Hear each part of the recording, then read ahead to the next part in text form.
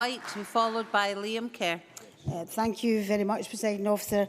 How sad to hear of the contribution from Mr Kelly. I really would have thought better of him, and very sad to hear that.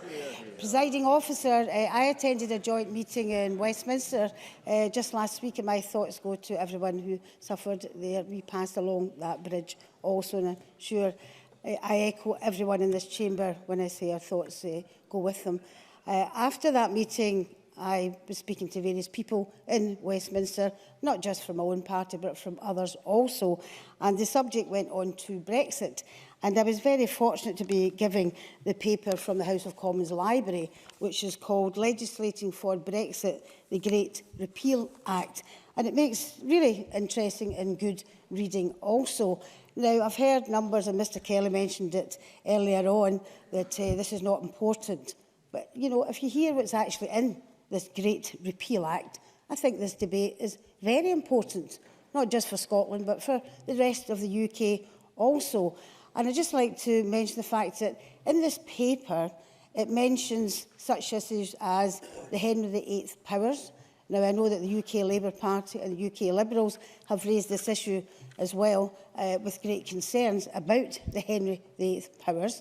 And page 6 of the publication is headed Devolution. And I quote, legislating for Brexit will have significant implications for Scotland, Wales and Northern Ireland. If the Great Repeal Bill transposes all directly applicable EU law, it could effectively implement a range of provisions that are within the devolved competence, for example, agriculture, etc. This would require consent from the devolved legislators, so long as the Sewell Convention is respected. Now, it goes on, and this is where it becomes very interesting, page 48 of the Great Repeal Bill. The Sewell Convention, even its statutory form, includes a rider that the government will not normally legislate with regard to devolved matters without consent. However, it is not clear, and I quote from page 48 of this bill, however, it is not clear if withdrawal from the EU would be considered, inverted commas, normal. Thus, it will be a political matter where the Sewell Convention is indeed in play. In legal terms, the power of the UK Parliament to legislate on devolved matters without consent is stated in the devolution statutes. If consent is sought, it might be withheld, or the process of securing consent might introduce a delay. Equally, not using the Sewell Convention would bring its own political issues and would raise objections, quite rightly, as I said, not exquoted, in the devolved institutions. Now, let's look at the devolved issues. Agriculture, fishing, the environment. In fact, Professor Douglas Scott drew attention to this in a paper in the Scottish Parliament's European External Relations Committee.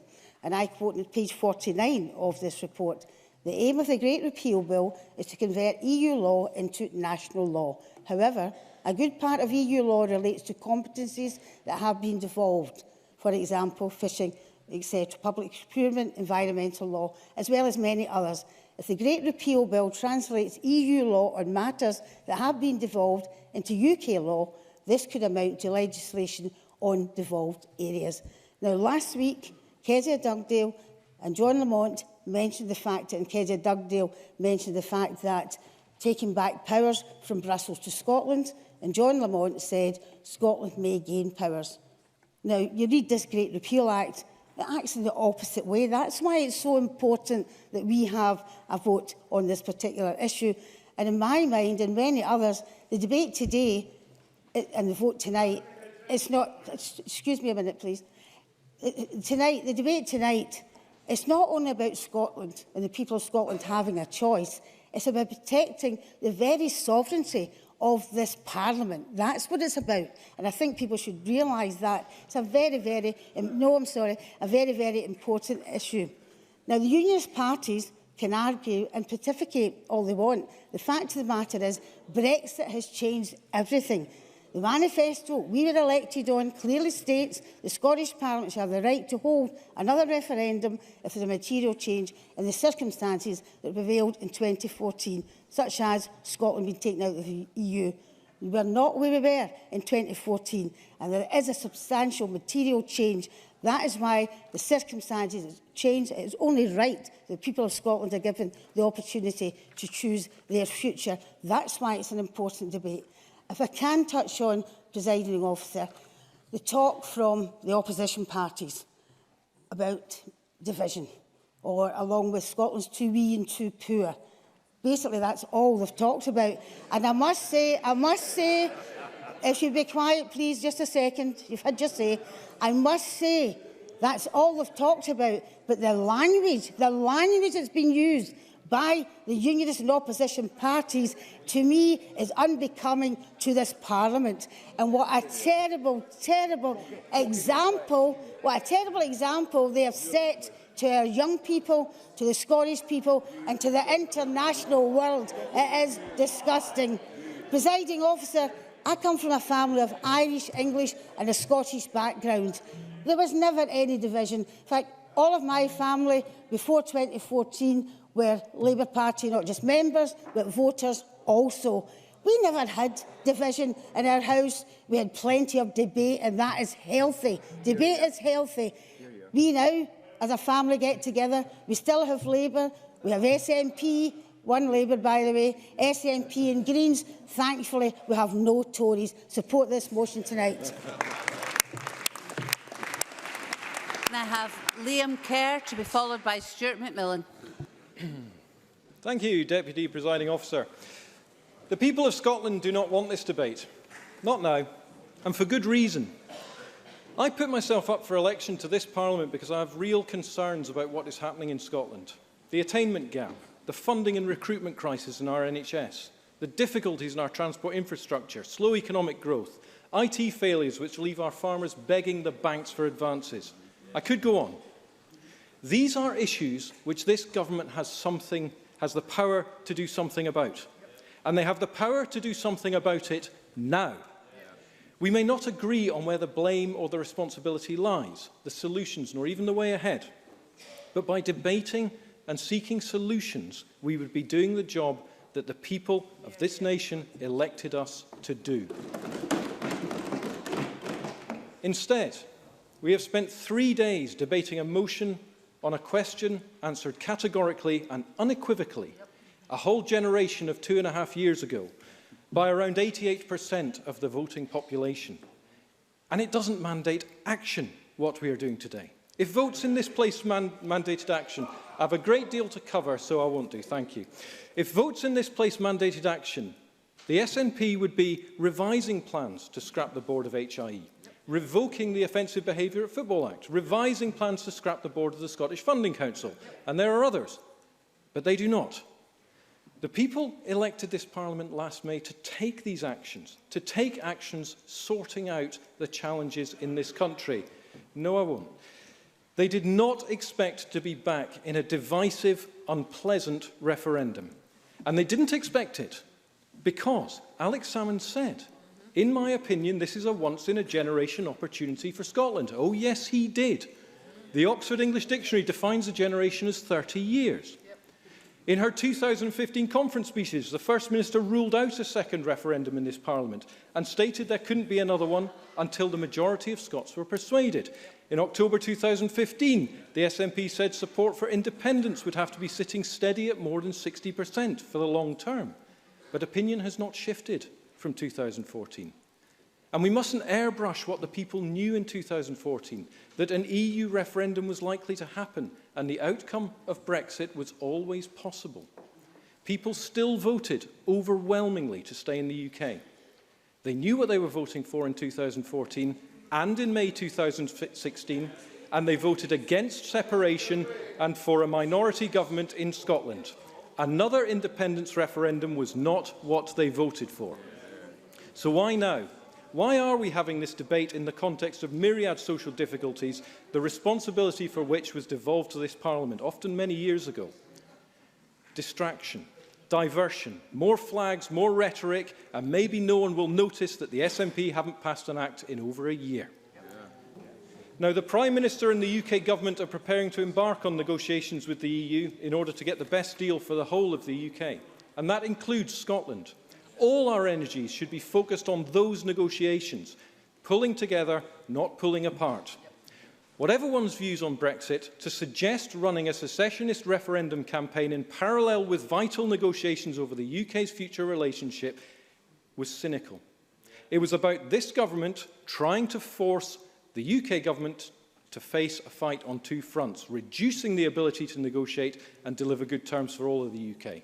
Terms which are not clear until the outcome is known. And that gives this referendum proposal a different problem. If the people of Scotland were to face this vote, surely they must know what it is they would be voting for. But there is no answer on currency. Kenny McCaskill says that's laughable. There is no answer on a border with the rest of the UK or the UK single market. No answer on defence, other than we might build our own from scratch. And the nascent state would immediately have a £15 billion deficit. Now, I don't want to hear whose fault that may or may not be. It is a fact, and no answers have been provided. But at least the SNP are consistent. I'm coming on to the Greens, Ross Greer. We always knew they wanted another shot. And let's face it, if they get this one and lose, they'll be back again for another go. The Green Party shows no such consistency. When the people voted in May, the Greens went to them with a proposition. 1 million people should sign a petition and public demand should be irresistible for another referendum. Mr Harvey said there's little point in revisiting it unless opinion shifts markedly. Neither of those things has happened. Yet the Greens elected on promises that the people of Scotland founded upon, who said at the ballot box, that is my position, contort themselves to suggest that was only one of the ways that they would get justification. Presiding officer, the people of Scotland do not want this debate. They do not want this vote. A referendum cannot happen whilst the Brexit process is being played out, and it should not happen while there is no public consent or will. The people of Scotland deserve stability in our institutions, predictability in our policies and consistency in decision-making. They want the Scottish Government to focus on sorting public services. It is not too late. I say to the Greens, you still have time to stick to that manifesto promise. I say to the SNP backbenchers, unsure, be worth listening sometimes, unsure that a referendum is what the country wants or needs now, keen to give businesses certainty and to focus on the day job, it is time to take a stand. Time to stop leaving it to Alec Neil to carry the burden of every pro-Brexit SNP voter and all those who believe it's not time for more division. Your constituents don't want a referendum. Do what they elected you to do. Stand up for them and vote for the Conservative amendment. Thank you. Can I say to members, I do have a limited amount of time in hand that I can use for any interventions. Can I now have Stuart McMillan to be followed by Johann Lamont? Thank you very much, Presiding Officer. First of all, I want to echo the comments made by others and express my condolences to the friends and family of those affected by the events in Westminster last week. Presiding Officer, the people of Scotland are sovereign, and the people of Scotland deserve the right to choose their future. And at 5 o'clock today, we will be making that particular vote. Now, this reconvened Parliament is growing older, more mature, and like any soon-to-be 18-year-old, is looking forward to that next chapter in its life. And for those of us on the pro-independence side, we see the opportunities that independence offers. And for those on the pro-union side, they have a differing view, and they are perfectly entitled to have that view. Now, Bruce Crawford last week spoke regarding it to have a passionate but also a respectful debate. Now, I couldn't agree more with Bruce Crawford's comments, and Bruce Crawford's comments were echoed today by the First Minister. Now, I would actually go one step further. I actually think that both sides should put the facts, the figures, and also their vision onto the table for the electorate when we do come to actually have another referendum. Now, if the European referendum campaign has got anything to show us, then I think the fact that the claim of £350 million per week for the NHS it was destroyed within hours of the polls actually closing. So we should not get into that particular type of situation. Now, I genuinely believe that we, as a Parliament and a Chamber, are better than that, and that we can all rise to that challenge when a referendum does take place. Now, 2 weeks ago, Presiding Officer, 2 weeks ago on Scotland Tonight, Graham Pearson, the head of the Scotland Union campaign, was impressing the point of having a respectful debate. Now, I agreed with him on that, but he then blew it a few days later by launching that ridiculous and personal attack on the First Minister just outside of the SNP conference. Now, it clearly wasn't Mr Pearson's finest hour or decision, but I genuinely hope that he learns from that embarrassment. Now, Richard Lochhead last week I thought I actually said the most pertinent thing in the debate. That was until Alex Cole-Hamilton's admission earlier on regarding the Lib Dems fighting lost causes, particularly him all of his life. But Richard Lochhead's comment, I thought, when he stated that democracy doesn't have an expiry date. Now, once again, absolutely, I cannot agree more with my colleague, but just because you're not successful doesn't mean you change your point of view or belief. Now, Tim Farron, the federal leader of the Liberal Democrats, proved this to be the case when he tweeted on the 19th of March, "Oh, and when we lose a referendum, we don't give up." However, Presiding Officer, I also agree with Alexander Stewart, and I'm sure he's quite shocked by that, but during the European debate 2 weeks ago, he stated, "And no government should do all within its power to stymie debate." He also said the Scottish Government, would take the threat of an independence referendum off the table. Now, the Conservative language and amendment today doesn't talk about removing the opportunity of a referendum altogether, but in delaying it. However, once again, Mr Stewart, I think actually kind of let the cat out of the bag. This was in a debate in January of this year. On the 17th of January in the Chamber, he stated regarding the Scottish National Party should be to remove a referendum by completely ruling out another referendum for the duration of this session. Now, in this debate thus far, we've heard about just not having it now, not having it during the Brexit discussion process, but Mr Stewart earlier on this year has stated not to have it at all in this session. Now, I think that actually speaks volumes about the Conservative Party position. But the Conservative language and amendment doesn't talk about removing it altogether, but in delaying it. And that's an important fact I think the Chamber needs to recognise. But as the First Minister has stated numerous times, she is willing to have that discussion with the Prime Minister, once again showing the willingness of this SNP government and the First Minister to compromise and find common ground with the Prime Minister. But there are a few other contributions, certainly last week, that I want to touch upon. One was Alex Rowley. Alex Rowley, I want to thank him. He took 2 interventions from me last week. But he spoke of the best possible Brexit deal for Scotland. Now, I'm sure all in the Chamber actually want to find that. However, the flaw, I think, in Mr Rowley's argument is that in the 9 months after the European referendum, we've got no idea at all as to what the cost of Brexit is going to be. And when we've got a UK Minister, David Davis, has evidence to the Commons Committee saying that no analysis has been undertaken, it wasn't just embarrassing for him or the UK government, but I would argue it was a dereliction of duty by the UK government. For a UK government minister to state you don't need a piece of paper with numbers on it to have an economic assessment, I think is appalling. And I'm quite sure that there will be more that actually unites than divides Mr Rowley and myself. But with no analysis by the UK government and no discernible plan, then what type of deal will we actually be presented with? Now, Presiding Officer, both Miles Briggs and John Lamont spoke of a grievance agenda.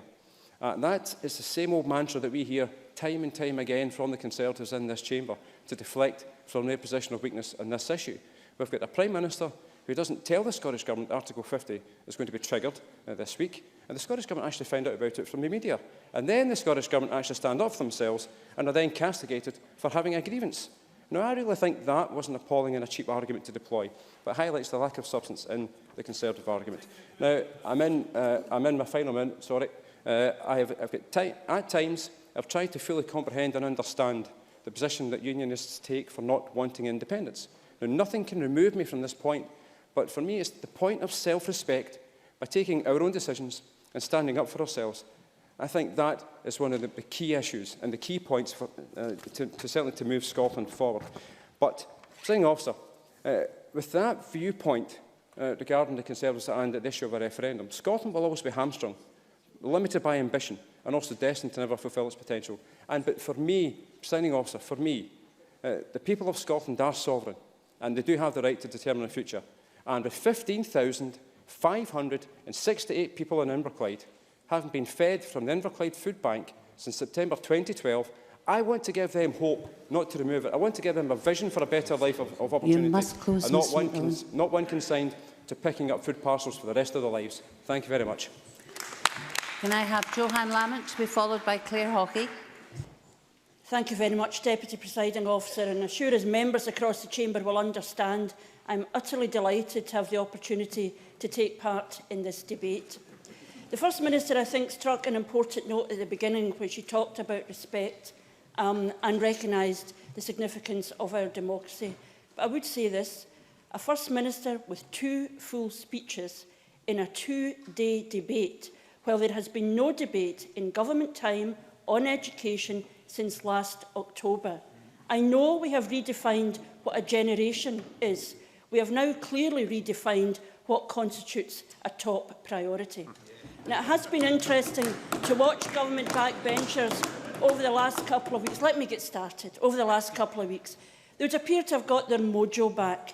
And I guess it must be easier to cheer the First Minister playing the old tunes on independence rather than suffer the discomfort of watching the Scottish Government failing on education, on health, on the economy.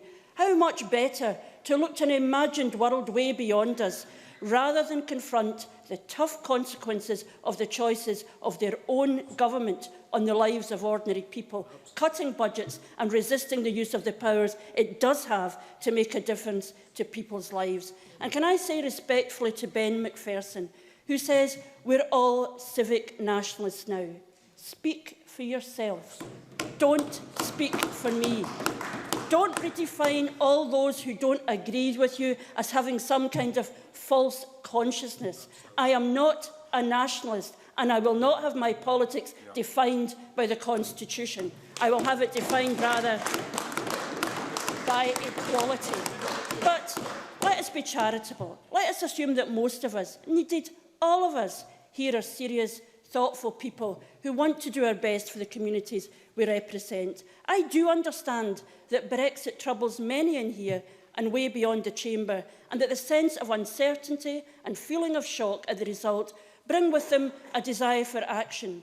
Although I do say to the Scottish Government, they should not simply seek to recruit that concern to their own cause. Many a Remainer is as fervent in their desire to stay in the United Kingdom as they are in the European Union. And I do get that there are concerns about Brexit, although to paint Europe as some kind of golden citadel of democracy is to deny entirely the concerns of 1 million voters in this country about its inflexibility and bureaucracy and its lack of accountability.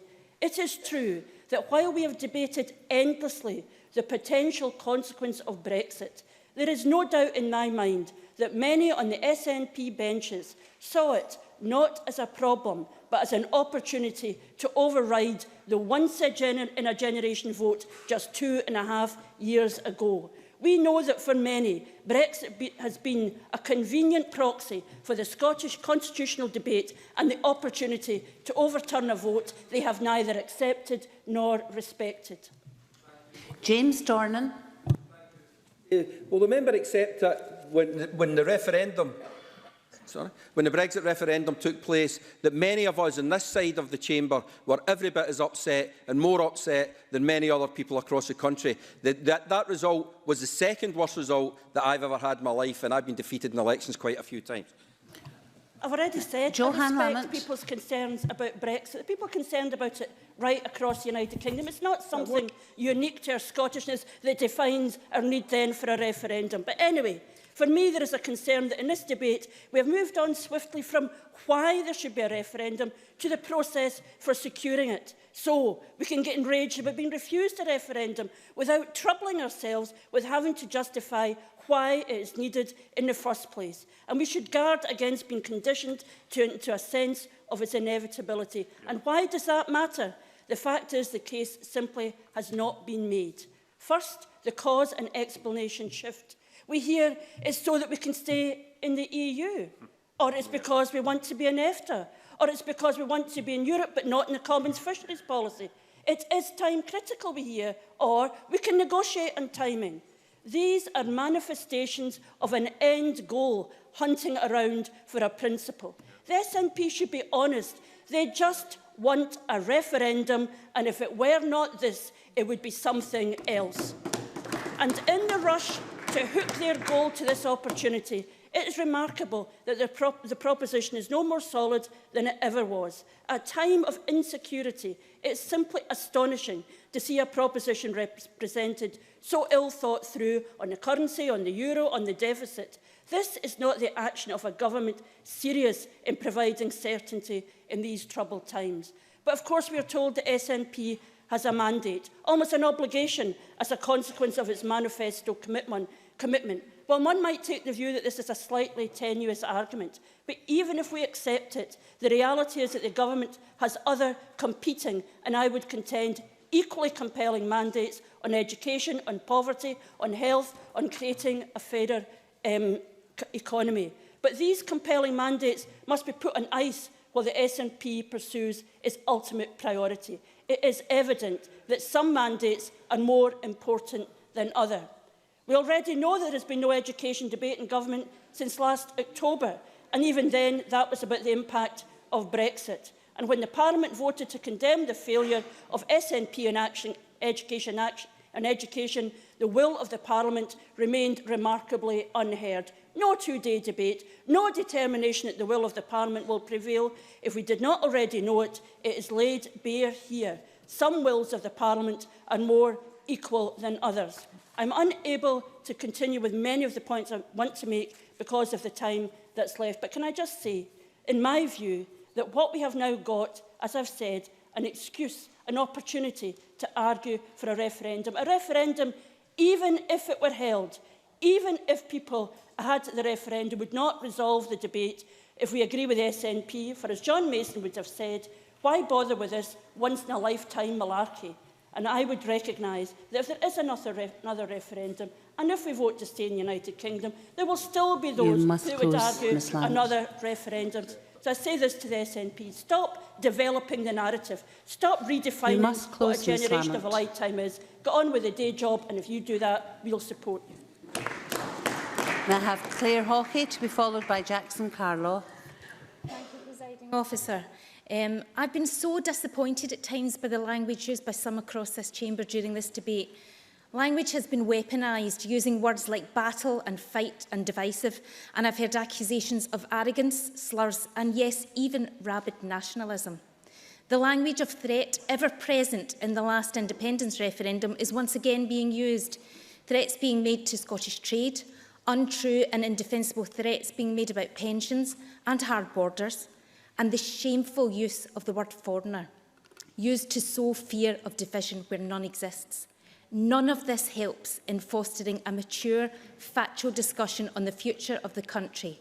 And as leaders in our own communities, we need to be mindful of this and of avoiding tribalism. Debate, yes.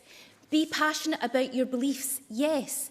But be respectful to others' views, and in doing so, allow the people their voice and their choice. This is fundamentally about our right of self-determination, and the starting point has to be that Scotland as a nation has that right. Scotland was not, as some would have you believe, extinguished as a nation in 1707. We have an absolute right to choose the path our nation takes, particularly when we are being taken down a path we have no wish to follow. This isn't an argument about who loves their country most. This is an argument about choice, about letting the Scottish people decide the future of their nation. That is democracy. That is the people exercising their democratic right, regardless of how they vote. How can anyone in this chamber deny the Scottish people their say and still call themselves democratic? Some parties in this chamber, no thank you, not just now, some in this chamber, even though they opposed Brexit, even though in the wake of the Leave vote they supported the aim of this government to protect our relationship with Europe by staying within the single market, now say we must just suck it up and do as we're told. Why? At what point does doing what is in the best interests of Scotland come into the equation? And who decides what is in our best interests? The Tories, who, like Labour and Liberal Democrats, have a sole MP at Westminster. Or perhaps Philip Rycroft, an unelected senior civil servant, who we now hear will be the person in the UK Brexit department deciding which powers come back from the EU are to be given to this Parliament. Where is the democracy in that? Indeed, where is the mandate? And those who shout loudest about mandates and the legitimacy of this Parliament to call for a Section 30 order are often those whose own mandates do not bear scrutiny. The Scottish Government's mandate on this is clear and irrefutable. The SNP was elected on a clear commitment that it would review the constitutional arrangements and, if necessary, call for the people of Scotland to have a choice if there was a material change of circumstances. That material change is upon us, and it is clear that the interests of Scotland in the current process is being completely ignored. A hard Brexit will damage our economy. It will damage the global perception of us as an inclusive and forward-thinking and outward-looking nation. If this Parliament votes by a majority today to ask for a Section 30 order to legislate for an independence referendum, the UK Government would be ill-advised to block what will be a clear mandate for the powers to let the people of Scotland choose their future.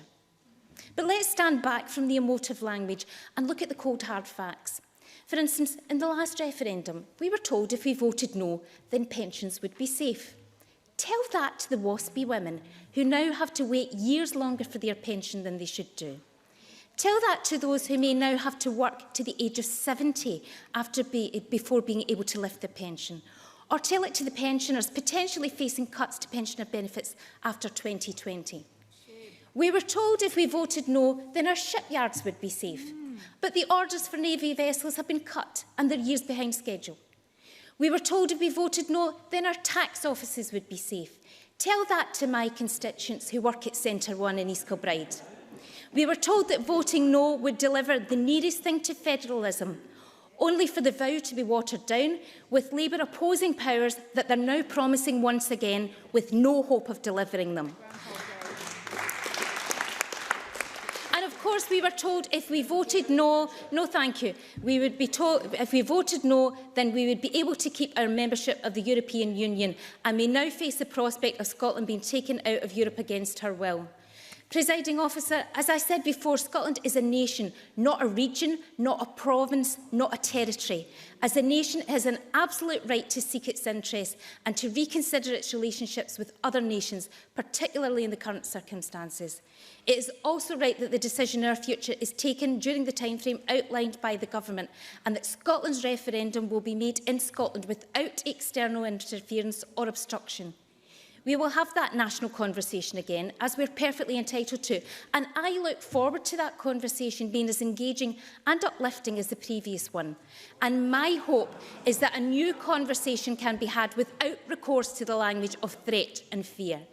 We know the status quo will not be an option in the forthcoming referendum. We will choose between two futures. One we already see will be damaging and isolationist, and the other, whilst challenging, it will be ours alone to fashion. Sovereignty lies with the people, and I trust the people to make an informed choice, which will see Scotland say, stop the world, we want to get on. Thank you. I call Jackson Carlaw to be followed by Tom Arthur. Mr. Carlaw, Presiding please. Officer, any cook will tell you that both the correct ingredients and the correct timing are essential to get a soufflé to rise. Get either wrong and the whole thing will irretrievably collapse. In what increasingly is all the characteristics of the great Scottish Government miscalculation of the devolution era, Nicola Sturgeon's gambit of just a fortnight ago in calling for a second independence referendum has frankly been met with the loudest raspberry from every corner of Scotland since. And the result, the greatest collapsed political soufflé of our times. The threat of a second independence referendum has until now been the default sanction for every perceived SNP grievance. Its power, such as it has been, rested in it remaining a threat and not an action. Like every deterrent, it is a successful influencer in negotiation only if never actually triggered. But a fortnight ago, triggered it was. And in the 15 long days since, politics in Scotland has changed, and not as the First Minister planned or assumed. If the First Minister conceived a surprise of timing on Monday the 13th of March, just 3 days later the inherent hollowness of her demand was laid bare when the Prime Minister calmly responded, now is not the time. Opinion polls over that first week and weekend reflected no increase in support for either independence, or in particular for any second referendum. While the leader of the SNP addressed our evangelical party faithful in Aberdeen, people on the streets of Scotland, in shops and bus queues, in their homes and pubs and restaurants to which Ben Macpherson referred, remained unmoved. Like the Prime Minister, opinion polls confirm that people in Scotland have likewise concluded and determined that now is not the time. Indeed, measured against Nicola Sturgeon's previously preferred yardstick of clear majority demand for a fresh referendum sustained over many months, it is difficult to imagine when the people of Scotland will be persuaded that we have again arrived at that time. In her speech in this chamber a week ago, Nicola Sturgeon generously entertained MSPs to a repeat airing of her SNP conference address. And while it may have moved many of those behind her to tears, no glass eyes wept elsewhere. Scotland was left cold and unimpressed. No new arguments were rehearsed in support of her obsession, just the same dreary old repertoire of grievance and dirge from 2014. But by now, we knew that barely 1/3 of Scots thought a further referendum was any kind of priority or response to the failing domestic record of the SNP Scottish Government. Nicola Sturgeon asserts that Westminster should be bound by her Scottish election manifesto, just as she asserted that she would stop Trident in the same campaign. The pledge to hold a second referendum is increasingly now seen for what it was, a pledge to deliver something over which the First Minister of Scotland does not have the power or authority. She seeks comfort in her majority-losing 2016 manifesto as a justification. A manifesto which, by the way, at a stroke, renders the SNP MPs elected in our 2015 Westminster manifesto, in a moment, without any mandate to campaign for a referendum whatsoever.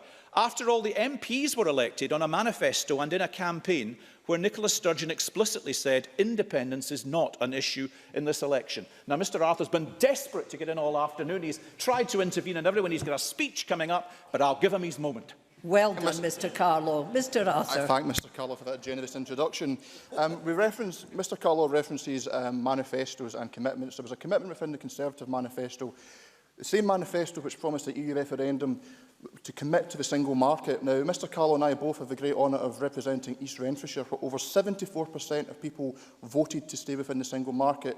Can Mr Carlow please outline to the Chamber what actions he's taken to realise that democratic wish? Mr Carlow. What the people of Eastwood did is they turned out in record numbers in September 2014 and voted for Scotland to remain in the United Kingdom. And in June 2015, with one of the 10 highest margins anywhere in the UK, my constituents voted for the United Kingdom to remain in the European Union, and they lost.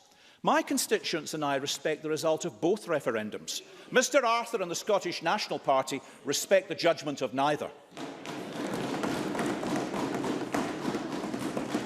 The First Minister's own compromised mandate, to which she regularly refers, rests on an election in which, uniquely, she remained in office despite losing her majority, something no Prime Minister has successfully sought to do in over 100 years at Westminster. And yet, despite this compromised authority, Nicola Sturgeon asserts that Westminster must abide, not just now, by any vote tonight. But it's been repeatedly demonstrated this is a government enduring defeat after defeat in this place and ignoring every argument, every resolution which is confronted and then lost the support of this chamber. Earlier this afternoon, the First Minister actually advised us that she expects the Prime Minister to respond to the will of this Parliament by the end of the Easter recess, when this Parliament has waited weeks and months for the Scottish Government to respond to the defeats it has endured at the will of this Parliament time and time again. Once again, it's a case of this First Minister saying, "Do what I say, not what I do." In the 2014, the referendum which took place finally enjoyed the support of 92% of the people for its being held and the support of every MSP, a supermajority, from all 5 parties in this Scottish Parliament, representing every shade of opinion. Today, barely 1/3 of the public support such a poll, and only 2 of the 5 parties do so. Neither the political nor the public consent exists. There has been no significant number of those who voted no changing their minds. In the 15 days since the leader of the SNP plunged Scotland into this unwanted and unnecessary debate, opinion has shifted, but not as the First Minister imagined or planned. There are no silent unionists now. It is the First Minister's hubris which now drives this effort to kickstart a campaign Scotland does not want. Well, when we voted in 2014, Scotland's voice was clear, and with strength and resolution the people of Scotland spoke. We said no, and we meant it. Before Britain has left the EU, and the arrangements thereafter are transparent, and until there is a clear and sustained evidence of public support among Scots for a referendum, there will be no second referendum. That is our pledge. And the people of Scotland can trust us on this point. We actually can, and we will deliver on it. Thank you. I call Tom Arthur to be followed by Polly McNeill. Up to 6 minutes, please, Mr Arthur. Thank you, Presiding Officer. May I also express my condolences to the victims and my solidarity with the survivors of last week's attack in Westminster. Presiding Officer, it is a privilege to have the opportunity to contribute to this debate on Scotland's choice. A debate fuelled by competing passions that has at points exceeded the scope of the motion before us. That motion is concerned not with whether Scotland should be independent. Rather, the question we face is whether this Parliament believes the people of Scotland to be sovereign and endowed with the right to determine the future of our country. Presiding Officer, I believe the people of Scotland to be sovereign. It is a belief that, consistent with the claim of right, power lies with and is derived from the people who live in Scotland. It is a belief that the people and they alone have the right to determine the future governance of this country. It is a belief shared by many who worked for the reconvening of this Parliament. And it is a belief whose legitimacy was accepted by successive UK governments. However, the actions of Theresa May and the Scottish Conservatives have compromised and undermined that long-standing consensus. Indeed, the Tory amendment is the only amendment that seeks to remove any acknowledgement of the sovereign right of the Scottish people from the government's motion. While the Supreme Court ruling on Article 50 reconfirmed the legally subordinate status of this Parliament to the UK Parliament, the Tory response to the EU referendum result in Scotland and their refusal to meaningfully consider a differentiated settlement demonstrates the Tory belief that in matters of fundamental importance to the very governance of Scotland, the will of the Scottish people is subordinate to the will of a UK government. This signifies a fundamental and material change, not only in the circumstances of 2014, but in decades of a shared understanding of Scotland's relationship with the other nations of the United Kingdom. Theresa May told the people of Scotland that the UK is a partnership of equals. However, a partnership where one partner forces another into actions against their will is no longer a relationship of equals, nor a partnership. The UK government's intransigence towards Scottish aspirations should be deeply disturbing for any Democrat. It suggests a view that would seek to diminish Scotland from the status of a nation to that of a regional polity. Presiding Officer, in the referenda of 2014 and 2016, the people of Scotland chose not to endorse fundamental change. Yet, as a consequence of the actions of the UK government, change of the most profound kind is coming to Scotland. All that we can now do is determine the nature of that change. Should Scotland remain an open and outward-looking nation and chart its own course and forge its own partnerships? Or should we permit ourselves to be locked into an increasingly insular, intolerant and backwards-looking Britain? Only the sovereign people of Scotland can make a decision of that magnitude. That choice is not for politicians or for parliaments to make. It is for the people of Scotland alone. Before concluding, Presiding Officer, I wish to address two specific points raised by the opposition amendments, namely timing and the fear of division. The timetable set out for a referendum in the government motion is predicated on both the UK government and the EU's chief Brexit negotiators' assessment of when Brexit negotiations will be concluded ahead of ratification. A referendum between autumn 2018 and spring 2019 will empower the people to make an informed choice on Scotland's future.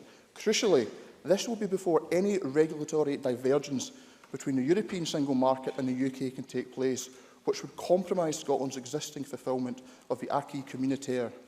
Any attempt by the UK government to significantly delay a referendum beyond the proposed timescale will be seen as cynical and grossly undemocratic, not only by people in Scotland, but crucially by our European partners at a time when the UK will be relying upon the goodwill of many small, independent European nations.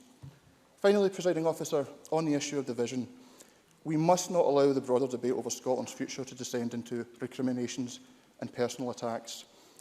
For those of us who seek to persuade a majority to choose independence, we must empathise with, understand and show respect to our fellow Scots who take a different view. There are many who look upon the prospect of a referendum with anxiety, fear and even anger.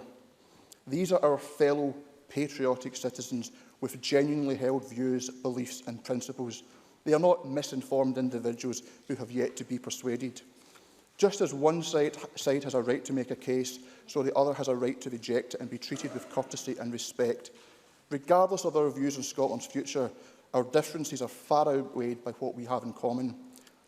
Those who oppose independence, particularly in public life, have equal responsibilities to resist cynically employing inflammatory language for political gain. Such techniques of political rhetoric are a false economy for which all sides inevitably pay. A robust and passionate debate is a hallmark of a civilised society and a dynamic democracy.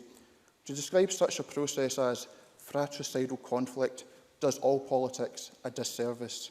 Let us not debase ourselves, our democracy and our country with such a pernicious approach to politics. Rather, Presiding Officer, let us have a great debate equal to the hopes and aspirations of the people of Scotland. On that, surely we are all united. Thank you. Before I call Polly McNeill to be followed by Edward Mountain will be the last speaker in the open debate. We move to closing speeches, and everyone who's taken part in this debate last week and today should be in the chamber for closing speeches. Polly McNeill, please, up to 6 minutes. Thank you, Presiding Officer. I believe in self-governance for Scotland within the United Kingdom. I have always believed in the sovereignty of the Scottish people.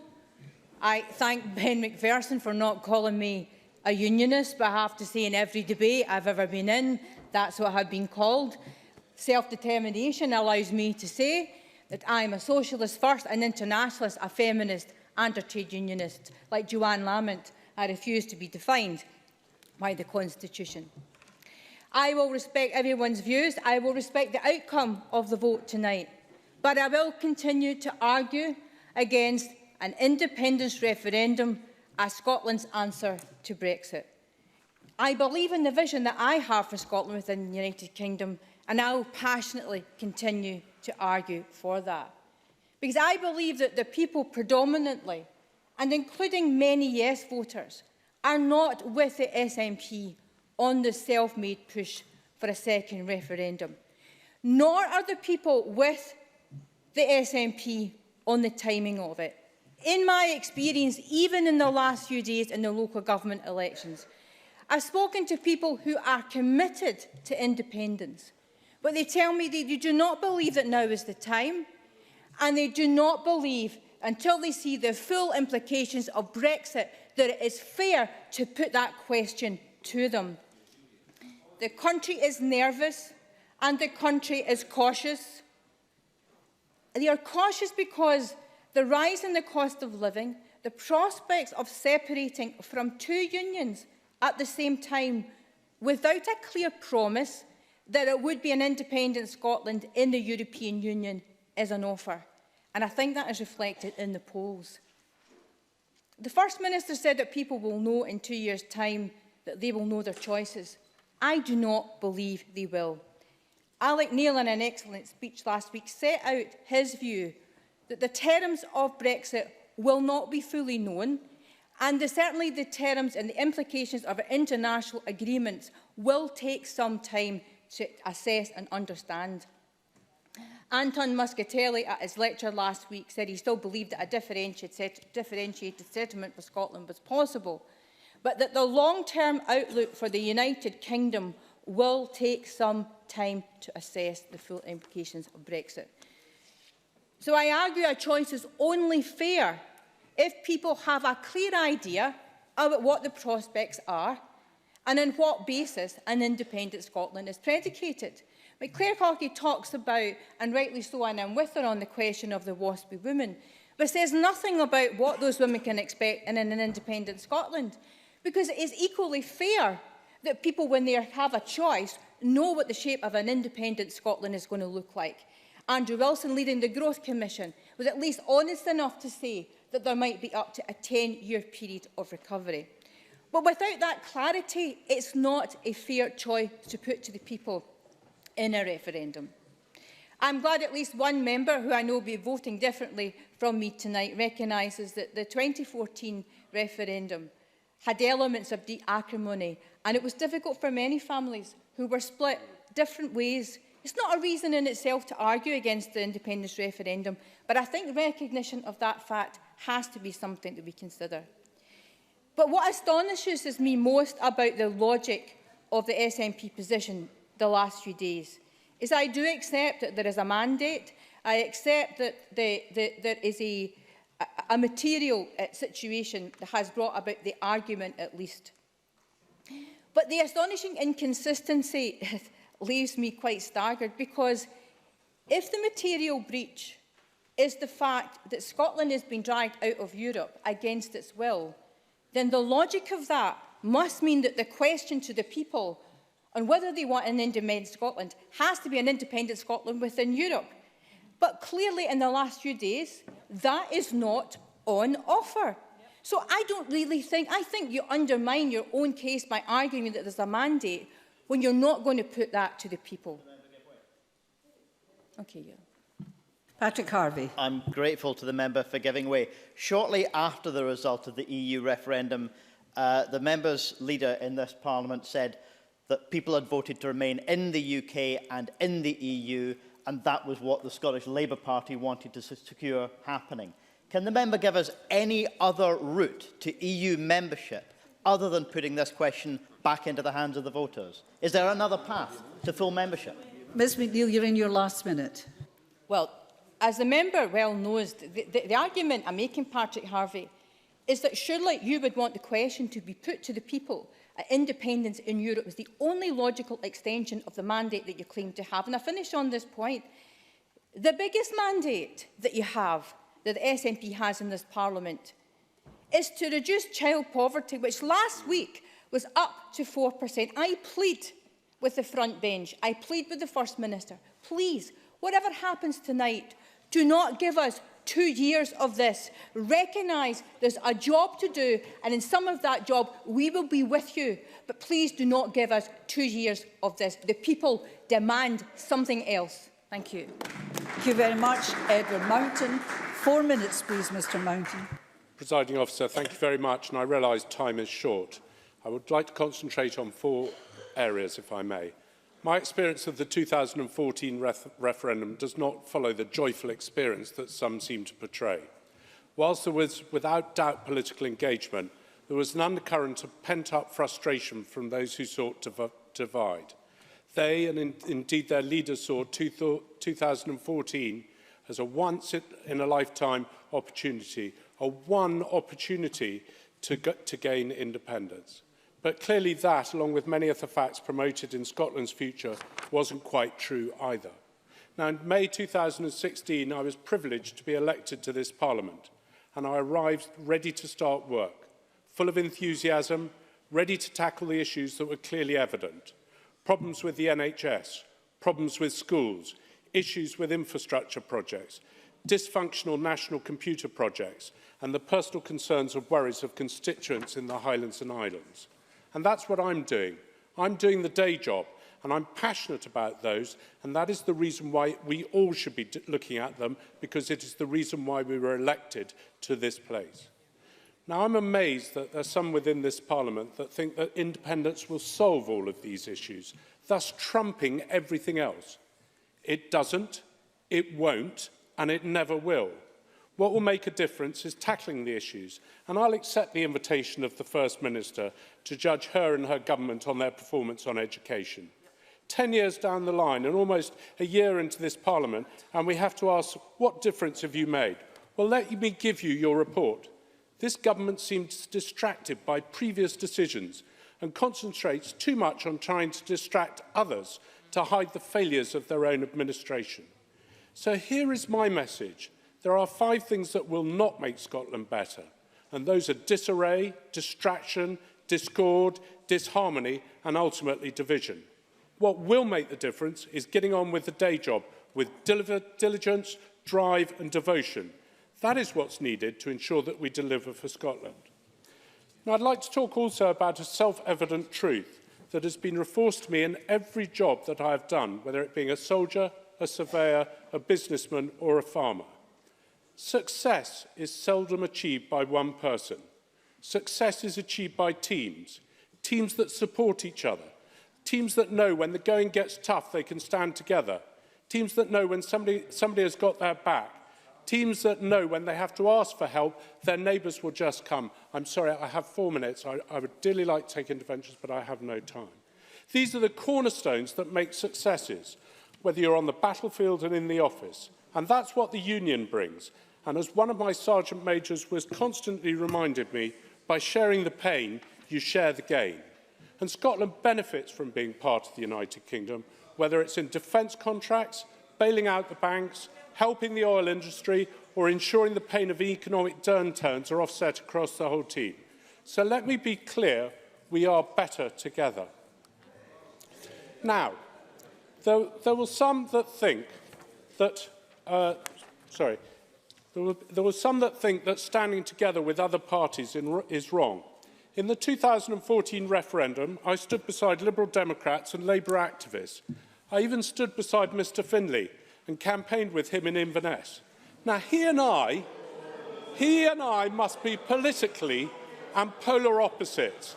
Let me suggest today, and if you listen, let me suggest today that if you took the majority of our political beliefs, put them in a jar, shook them up, they'd still curdle and separate.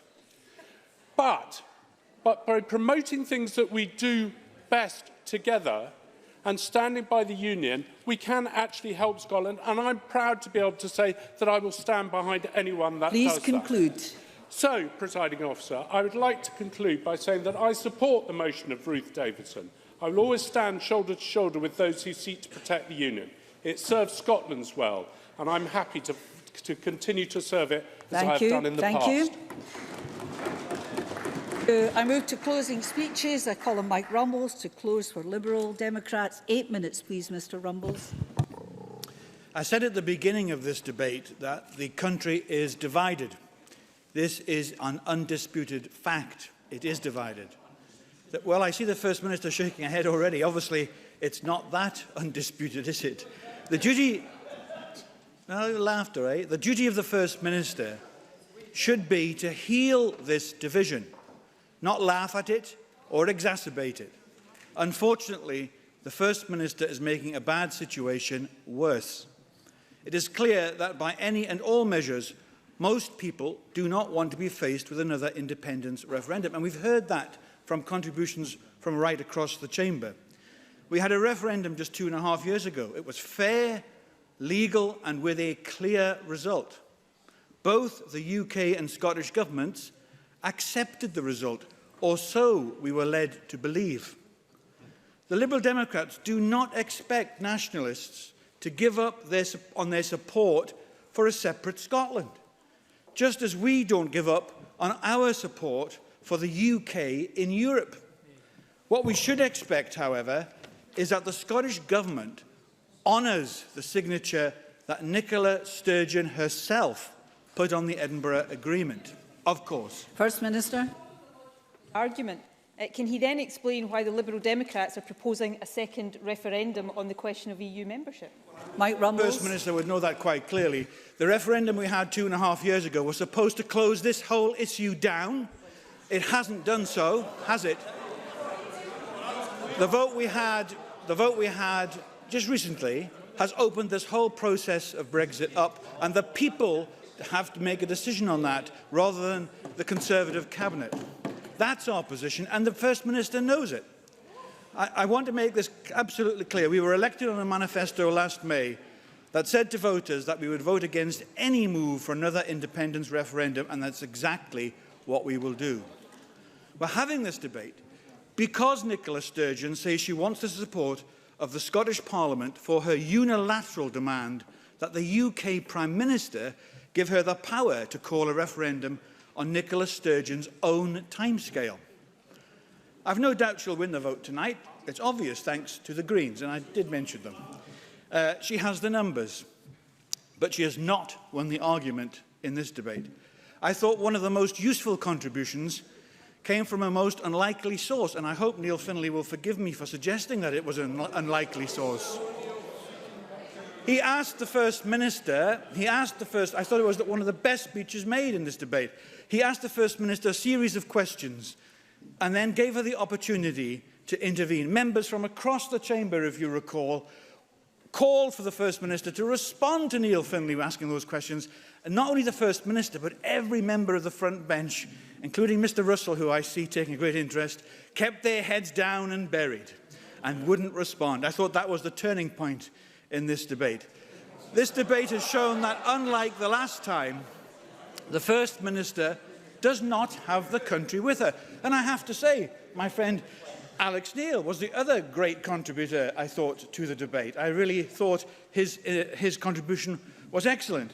He had the courage alone amongst the SNP members to argue that an independence referendum should be separate from any re-entry to the European Union. He was honest in his position, and I respect that, and I thought he spoke extremely well. But he did shoot the fox that the First Minister had set running.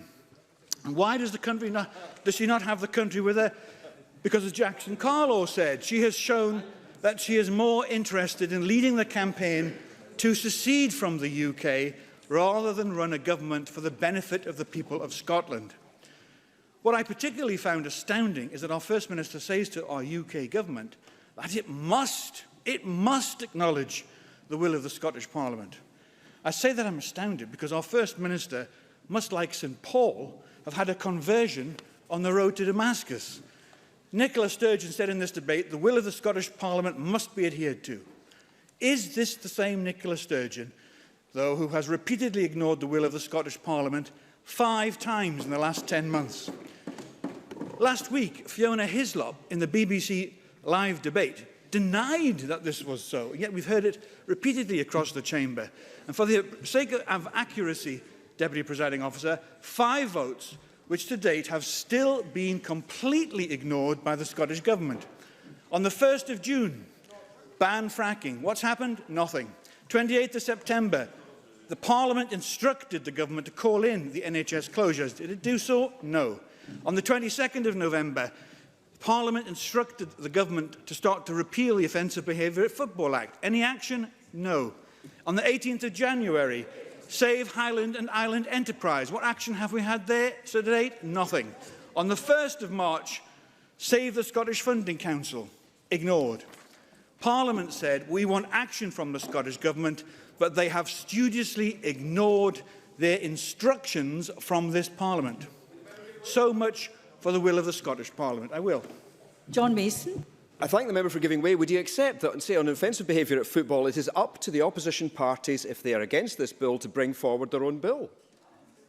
Mike Rumbles. The will of Parliament, I thought, needed to be upheld. Now, in the Parliament's Business Bureau, I warned the SNP's Minister for Parliament that the First Minister couldn't keep ignoring the will of the Scottish Parliament on the vote she keeps losing, and then expect this to turn around when they win a vote and demand from the Prime Minister that she respects the will of Parliament. When the government repeatedly ignores the will of Parliament, they expect the Prime Minister to jump to it. Either this is the height of hypocrisy on the First Minister, or she has in the last 2 weeks seen the light on the road to Damascus. But unfortunately, I don't think the First Minister is anything like St Paul after all. She has decided that this is her opportunity to try again to achieve her life's ambition. Never mind the will of Parliament. No one should be surprised by the way this debate has turned out. The SNP and Green members will vote the government's motion through and be opposed by the Liberal Democrat, Labour and Conservative MSPs. But one thing is sure, the First Minister may have the votes in this chamber tonight, but she has failed to bring the people with her. Deputy Presiding Officer, in Scotland, the First Minister represents the state, and the state is trying to push this yes vote through. The state is saying yes, but we are on the side of the people, and the people say no. Thank you. I call Ross Greer to close the Green Party. Mr Greer, 8 minutes, please. Thank you, Presiding Officer. In closing for the Greens, I'd like to echo the comments made by Ruth Maguire and Bruce Crawford at the outset of this debate, who called for it to be passionate but respectful. We're all political opponents, but we're not enemies. We disagree profoundly on the future of Scotland. But disagreement is healthy. It's essential to democracy. And disagreement does not need to lead to lasting division. If nothing else, that is something that we should all agree on today. None of us, I hope, want to see a repeat of the Brexit referendum, in which voters were asked to choose with little information, and sometimes outright lies, in an environment of hostility and anger. That was, on the whole, not comparable to the successful and engaging debate that we had here in 2014, though, as Andy Whiteman has mentioned, we accept that either case was not the case for everyone in either of those votes. And if we want to see such a high turnout, such engagement like we had in 2014 again, we should strive to replicate its successes and not the failures of 2016. The Scottish Greens believe that it's the right for the people of Scotland to choose between the two futures that are on offer to us, and that we should be able to do so at both a time of optimal information and opportunity. We expect the Brexit deal to be known by the autumn of 2018. The European Commission's chief negotiator, Michel Barnier, has said as much. The UK government have previously confirmed that his timescale was realistic. Giving the people the choice at that point, when the details of the deal are known, would give us the time to begin extracting Scotland from this mess before the Tories hurl Britain off the hard Brexit cliff. If that is what the voters choose, and I would not presume to guess what the outcome of the referendum would be, though I obviously hope for an independence outcome. I would not suggest for a second, though, that this path is free of challenges. Colleagues are right to raise them. But it is incumbent on those questioning the challenges of independence to defend their position, that of the Tories' hard Brexit. Adam Tompkins, for example, raised a number of valid questions in regards to an independent Scotland's EU membership, such as that of Euro adoption. On that point specifically, I would cite examples from Sweden to Poland of nations that have joined the EU since adoption was nominally a criteria, but which have of course not been compelled to do so. But when Mr Tompkins poses these questions, I cannot help but wonder when he thinks the Westminster Government drew its hard Brexit mandate from. No questions in relation to Brexit were really answered in advance of the vote. And as has been mentioned, on the very same page of their manifesto as they pledged to hold an EU referendum, the Conservatives declared their support for the single market. Not only did Scotland not vote to leave the single market, the UK as a whole did not vote to leave the single market. Others mentioned the challenges of Scotland's transition to a full EU member state. The former chief of the World Trade Organization, Pascal Lamy, said last week that there would be zero technical problems with Scotland joining the EU. Guy Verhofstadt, the European Parliament's lead negotiator, has been explicit in his belief that our membership wouldn't be a challenge, going as far as saying that Europe cannot afford to lose Scotland. We've heard welcoming words on the record from... Yes.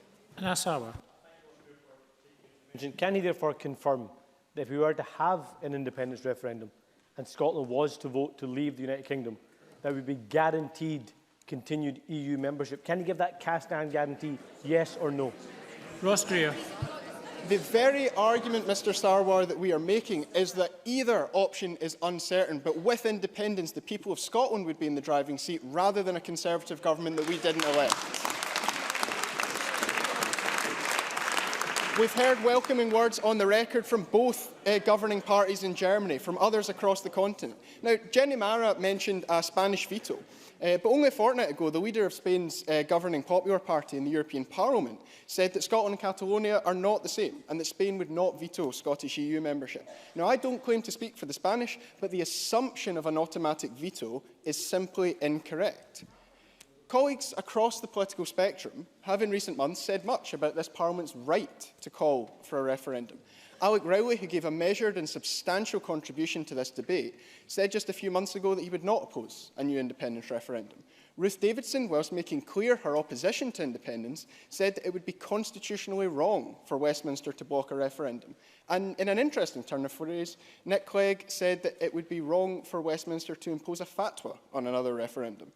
So the question for colleagues from Labour, the Liberal Democrats and the Conservatives, once this Parliament is voted today, is who will you defend? A Parliament that the people of Scotland elected, or a Westminster government that they did not? Now, Miles Briggs, John Lamont and Donald Cameron said that the First Minister should be striving for unity. But where has their leader been in striving for unity? Instead of seeking unity, or at the very least a compromise with the majorities in Scotland and Northern Ireland, Theresa May has barreled ahead with a reckless approach to Brexit. For a party which does seek to divide us on the basis of class, of country of origin, of disability, between refugees and the rest, I have little time for Tory condemnation of division.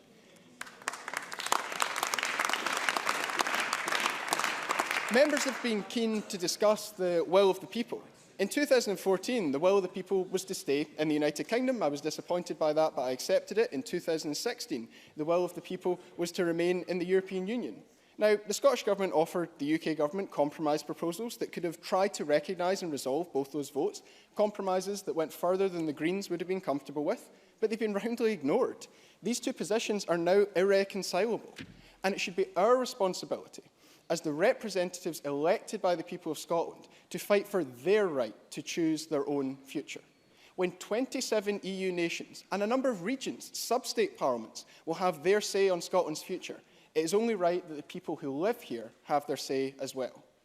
And it should be all the people of Scotland who have that say. So I would urge Labour and the Liberal Democrats, even if you intend to vote against the final motion, please support the Green Amendment. Support the right of young people and European citizens to play their part in deciding our future if a referendum is to happen.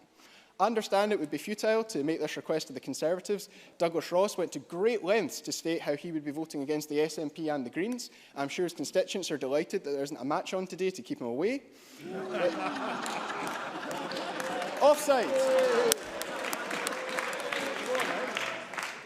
Douglas Ross.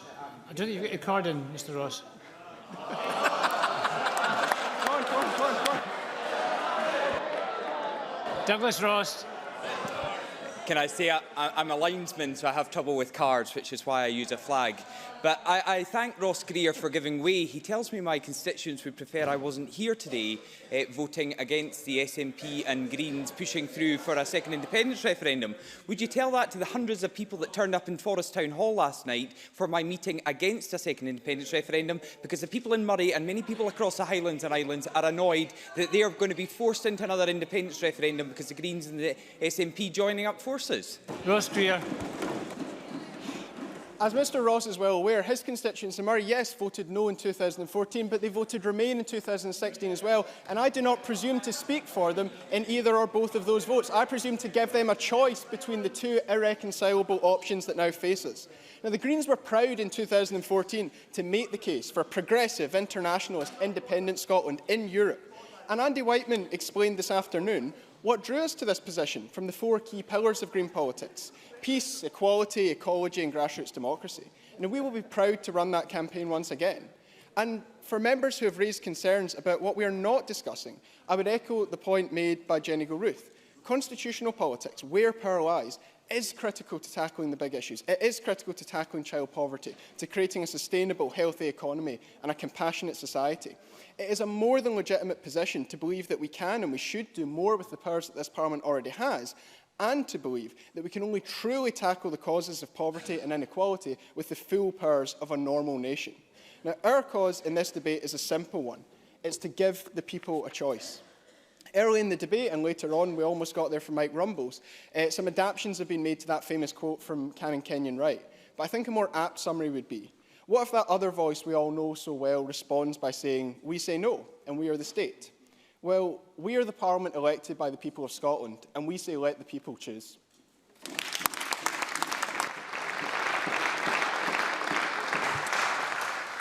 I call on Lewis MacDonald to wind up for the Labour Party. Thank you very much, Presiding Officer. This debate has been about leaving the European Union and leaving the United Kingdom, about the will of the people and majorities in Parliament, and about the accountability of ministers here and elsewhere. As far as Europe is concerned, Alec Neil's contribution is a good place to start. I don't share his constitutional objectives, but he demonstrated a clarity of analysis largely missing from his own party's front-bench contributions. A yes vote in an independence referendum, Alec Neil said, cannot be interpreted as a dual mandate for independence and for an independent Scotland to join the EU. Equally, a vote to leave or remain in the EU tells us nothing at all about a voter's views on Scotland leaving the UK. It may be an obvious point, Presiding Officer, but it is not the approach that has been taken in this debate by SNP ministers. Fiona Hislop was typical. I quote her, "The people of Scotland were told in 2014 that the only way to remain in the EU was to vote against independence. They were later told to vote Remain to achieve the same outcome." Well, the truth is that people did not vote in two quite different referendums on two quite different questions in order to achieve the same outcome. It may be too painful for some in the SNP to contemplate, but the largest democratic vote in Scottish history was not on the issue of membership of the EU explicitly or implicitly. It was a vote to remain in the UK, plain and simple. And to imply otherwise, as the Scottish Government has done, seems to me to be neither honest nor transparent, nor does it respect the sovereign right of the Scottish people to reject independence inside or outside the EU, as they have already done. Not at the moment. Much has been said about the Scottish Government's proposals in Scotland's place in Europe. It is important to stress that those proposals were not endorsed by this Parliament, nor by any committee of this Parliament, despite comments attributed to a Scottish Government spokesperson in the press at the weekend. MSPs did not vote in favour of market-sealing measures to limit trade within the UK, nor for rules of parallel marketability inspired by the relationship between Switzerland and Liechtenstein. Those suggestions were endorsed by the SNP alone. We did vote for Nicola Sturgeon to seek agreement with Theresa May on a common approach to Brexit to protect Scotland's interests. And many of us were dismayed when the UK government made a unilateral decision to walk away from the single market and the customs union. But then 2 weeks ago, the First Minister took her own unilateral decision to write off her own proposals for staying in both the UK and the single market by demanding a referendum on leaving the United Kingdom instead. So much for seeking to influence Article 50. So much for any serious alternative to Britain leaving the single market. So much for the First Minister's existing mandate from this Parliament. The SNP's vaunted commitment to the EU relegated to second place and cast into doubt. So last week, I asked Stuart Stevenson whether he would be urging fishermen in Banffin-Buchan to vote to leave the United Kingdom in order to rejoin the European Union. His answer was to point to paragraph 127 of Scotland's place in Europe, where it says we would not remain within the common fisheries policy. A fair point of view. I understand Mr Stevenson's point of view entirely. But leaving the common fisheries policy means not joining or remaining in the European Union. There are no circumstances in which a Scotland which refused to be part of one would be able to be part of the other. To pretend otherwise would not be honest and would not be fair. Stuart Stevenson. In the spirit of consensus which affects some of this debate, can I congratulate the Labour Party in not joining the Tories in deleting the motion from the motion, acknowledges the sovereign right of the Scottish people to determine the form of government best suited to their needs. The Labour Party clearly supports that. Will you be voting for the Tory amendment tonight, which would delete that from the motion before us? Lewis MacDonald. We will not be voting for the Tory amendment, and we will not be voting for the SNP's proposition. We do respect the sovereign right of the Scottish people to make these judgments, and the Scottish people have made precisely that judgment already in 2014. A few days ago, Alex Salmond extolled the virtues of the SNP's strategy on Radio 5 Live. The idea, he said, is to have continuous membership of the European Economic Area. That is a lot easier to achieve very, very quickly. It's not something that has anything like the difficulties of securing full European Union membership. If that is indeed the SNP strategy, then this debate is not about finding a way for Scotland to get into or remain in the EU, because Alex Salmond says now is not the time. This debate is about a decision to call for a second referendum on leaving the UK, regardless of the consequences in relation to Europe. And Nicola Sturgeon wants to have that vote in the next 2 years, as we have heard. She said earlier this afternoon, the future relationship of Britain and Europe will be clear by then. But the only person she can quote in support of that view appears to be Theresa May. EU Chief Negotiator Michel Barnier said last week that all the terms of the UK's withdrawals must be settled before trade talks can even start. Pascal Lamy, former director of the WTO, said also last week, I don't think it can be done within 2 years. And of course, a few weeks ago, former British Ambassador Sir Ivan Rogers summarised the view in Brussels. Agreeing a trade deal with the UK may take until the early mid-2020s. I suspect Michel Barnier, Pascal Lamy and Sir Ivan Rogers are more likely to be proved right than either Nicola Sturgeon or Theresa May. We cannot yet know what Brexit will look like, and nor do we know what the SNP's prospectus will be for leaving the UK. We have heard over the last 2 weeks they have no answers on Europe, the currency, the economy or the fiscal deficit. Instead, they insist that a vote in favour of this choice between two unknowns, will represent the democratic will of the Scottish Parliament. Now, most people would assume the phrase democratic will had something to do with the will of the people. Yet neither Nicola Sturgeon nor Patrick Harvey, when asked, could point to any evidence that another referendum is what the people want. All the available evidence says it is not. Of course. Patrick Harvey. I'm grateful to the member for giving way. Will he acknowledge that consistently throughout this debate, the Greens have acknowledged not only the contradiction between the 2014 and 2016 results in Scotland, but that none of us, however we voted in either of these referendums, should be here because the UK government has taken the result of the UK-wide EU referendum for a mandate for something it was never supposed to be. Here to implement the democratic will of the Scottish people, we need to listen to the Scottish people. I am listening very hard and I am picking up no demand at all for another independence referendum. The First Minister promised in the heat of the last referendum campaign that she would respect that result, but now says it is trumped by the reference in our party's manifesto. The Greens manifesto said it should come about by the will of the people and not be driven by calculation of party political advantage. It is a pity they chose to abandon that view once the election was over. And there may indeed, there will, I expect, be a parliamentary majority for another referendum, which the people of Scotland do not want, on a question which the Scottish people have already answered. But the use of that majority for that purpose is a party political choice. It should not be dressed up as somehow representing the people's democratic will. Of course, we would all wish votes in this place to be treated with respect, even when we do not agree with them. But it is surely for Scotland's government itself to lead on that by example. Speaker after speaker in this debate has asked the First Minister why she has chosen to ignore parliamentary majorities on issues as important as health and education, Highland control of Highland development and university funding. She will not say.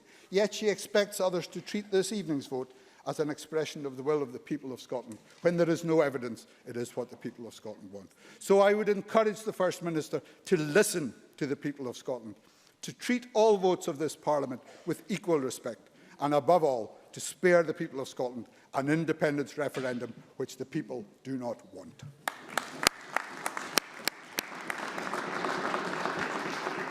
I call on Murdo Fraser to wind up for the Conservative Party. Thank you, Presiding Officer. It's normal when winding up a debate to say how excellent it has been and pay tribute to contributions on all sides. It's very much to my regret that I don't feel that's appropriate at the end of this debate, because although we've had some very good speeches, overall this has been a disappointing and at times depressing debate. Just a rehash of old arguments on an issue we believe was settled less than 3 years ago. And, Presiding Officer, if ever there were an argument against a second independence referendum, it has been the last 8 hours of parliamentary time, which give us a flavour of what the country would have to go through for years to come if the SNP were successful. For this debate has literally been a waste of parliamentary time. 8 hours that could have been spent on education, on the health service, on our, not just now, on our underperforming economy. And at the end of 8 hours of debate, no one is any the wiser, and the arguments have not advanced one iota from where they were previously. Now, one of the few bright spots in this debate was the contribution made last Tuesday by Bruce Crawford, who made what I thought was a very important point about tone and language. It is a pity that some of his party colleagues who contributed later in that day seem not to have paid much attention. And it's also an issue here for the SNP leadership, not just now. A few weeks ago, I raised with the First Minister the language of the SNP Deputy Leader of Perth and Kinross Council, Dave Dugan, who went on an extraordinary rant in the Council about quislings and occupying forces. And the First Minister at the time condemned such language in general terms. But there's been no explanation, no withdrawal and no apology from Councillor Dugan. And yesterday, he was pictured on the steps of the Council headquarters in Perth as an SNP candidate for the coming elections, standing beside a grinning John Swinney.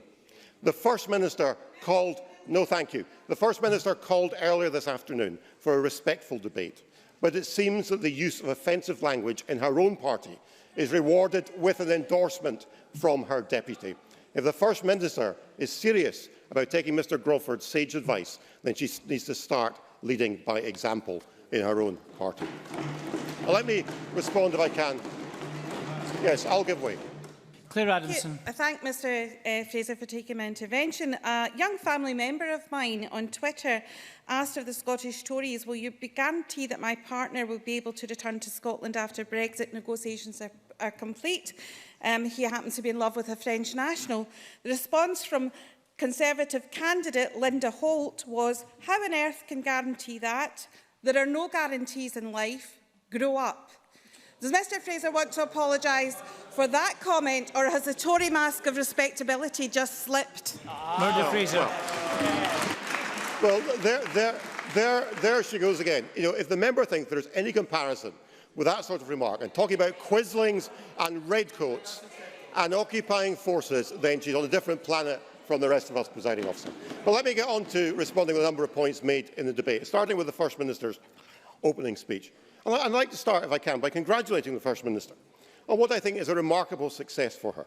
For within the past 2 weeks, she has managed to achieve something that no previous First Minister or SNP politician has been able to deliver. Because for years, members of this party, the Scottish Conservative and Unionist Party, have deliberated and agonised over the issue of how do we make a Conservative Prime Minister in London popular in Scotland once again. For decades, we have faced a situation where, despite our best efforts, it has been difficult for the Scottish people to warm to a Conservative Prime Minister. Much sweat and tears have been expended, vast sums have been spent on speechwriters, on focus groups, on opinion polling, on style consultants to try and turn around the state of affairs to make a Conservative Prime Minister truly popular in Scotland. Presiding officer, all that effort could have been saved if only we knew then what we know now. For all it takes to make a Conservative Prime Minister popular in Scotland is for her to say no to Nicola Sturgeon. For that has been the outcome of the events of the past week. As Jackson Carlow told us earlier, the First Minister had a plan. She would go to Theresa May and demand the power to call a Scottish independence referendum. Theresa May would say no, and such would be the outrage in Scotland at this slap in the face for Scotland's First Minister, we'd see a surge in support for independence. Well, presiding officer, there has indeed been a surge in support. But it's not just a surge in support for independence, it's a surge in support for Theresa May. Because Nicola Sturgeon has achieved something remarkable for an SNP politician and for the First Minister of Scotland. She has boosted the popularity of a Conservative Prime Minister with the people of Scotland. She has created a situation where the First Minister is not just less popular than Ruth Davidson, she's now less popular than Theresa May with the people of Scotland. So can I sincerely, on behalf of the Scottish Conservative and Unionist Party, thank the First Minister for her efforts on her behalf and keep on the good work on our behalf, First Minister. Now, much of this debate has centred around the question of mandates for a second independence referendum. And we remember that in 2014, the First Minister and her deputy and the former First Minister all promised that the 2014 referendum would settle this issue for a generation. Alex Salmond seems to have forgotten that promise, despite all the evidence to the contrary, but that is what we were told at the time. I do not believe there is any clear mandate in the SNP manifesto for a referendum. But in the Green manifesto, there is what you might call a cast-iron block to a second referendum. At their manifesto launch back in April last year, if press reports are to be believed, the party's co-convener, Maggie Chapman, said it would take 100,000 signatures on a petition to trigger a vote for a second referendum. 100,000. But that wasn't enough, presiding officer, because party managers then changed that figure to 1 million. That is the commitment Green MSPs were voted on. 1 million signatures required before they would back an independence referendum. Mr Harvey will now distance himself from his co-convener. Patrick Harvey. I'm sure Murdo Fraser is quite capable of reading what is in our manifesto rather than misrepresenting what isn't in our manifesto. But can he answer, as several of his colleagues have been given the chance and none of them have yet done it, can he answer where on earth the UK government takes a mandate for leaving the single market on the basis of a manifesto that promised to commit to it on the very same page as committing to an EU referendum? Murdo Fraser. Mr Harvey is trying to rewrite history. They pledged they would get 1 million signatures. There's not 1 million signatures to be seen. Because they didn't need 1 million signatures. It was only one signature the Green Party needed. And that was Nicola Sturgeon's signature on the bottom of the letter instructing them to vote with the SNP at the vote tonight. But the people I feel sorry for, presiding officer, are those well-meaning Green Party voters of Scotland. All those earnest folk, we know them all, with their homespun woolens and their recycled bicycles and their vegan diets, all coming out to vote for the Green Party because they're concerned about the environment, about climate change, about pollution, about the birds, about the bees and about the beavers. All of them voting Green for a myriad of reasons, but not once thinking they were handing a blank cheque to their group of MSPs to do the SNP's bidding at every turn. For it is beyond doubt, despite Mr Weitsman's protest, that the Greens have departed from the position they set out at the election last year. And no wonder so many of their voters feel betrayed by the current shower of Green MSPs. Presiding officer, the First Minister argues that if Parliament votes this afternoon for the Section 30 powers to be transferred from Westminster, it will be a democratic outrage if this is refused by the UK Government. But we've heard time and time again in this debate from members across the Parliament that this is not followed by the SNP when it comes to votes in this Parliament. When this Parliament voted against NHS closures, did the SNP government act? When it voted against the abolition of the Board of HIE, did the government act? When the Parliament voted against the scrapping of the Scottish Funding Council Board, did the Scottish Government act? And when this Parliament voted to abolish the ludicrous and discredited Offensive Behaviour Football Act, did this government listen? No, they did not. They ignored this Parliament and they treated the views of its members with contempt. So what breathtaking hypocrisy for the SNP now to claim that the Westminster Government must listen to the will of this Parliament when it routinely dismisses votes in this Parliament and treats them with contempt. Presiding officer, let us be clear what happens if the SNP get their way on this issue. It means campaign teams on the streets by the weekend, unionists and nationalist camps back out knocking doors, demanding your vote. A vote to support the SNP motion is a vote to put your school and your local hospital to the back of the queue from tomorrow, because the Scottish Government would start work immediately on beginning another unnecessary and divisive campaign. And rather than getting back to work after this debate to sort out the mess that she's made of your children's education, Nicola Sturgeon will be going into the office tomorrow with a campaign for independence at the top of her to-do list. The countdown would begin tomorrow, which is utterly unfair to voters, given we don't know how our new relationship with Europe will play out, and we still have no idea whether after independence we keep the pound or we go back into the EU. Presiding officer, I expect tonight's vote will be narrowly in favour of the government's motion, with the Green Party MSPs betraying their own manifesto and their own voters. But let us be absolutely clear that if that is the vote of this Parliament tonight on this issue, the Parliament, the SNP and the First Minister do not speak for Scotland. Presiding officer, the SNP might be turning their backs on the people of Scotland, but we will not. We will continue to speak up for them and say boldly and clearly to the SNP, just as we as a country did in 2014, no thanks.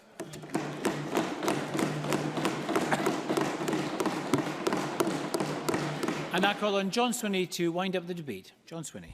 Presiding officer, the First Minister opened this afternoon's part of the debate by recalling the horror of last Wednesday's events in Westminster, and I open the conclusion of this debate with those same sentiments, and they're a reminder of the significance of the democratic process that beats at the heart of our community.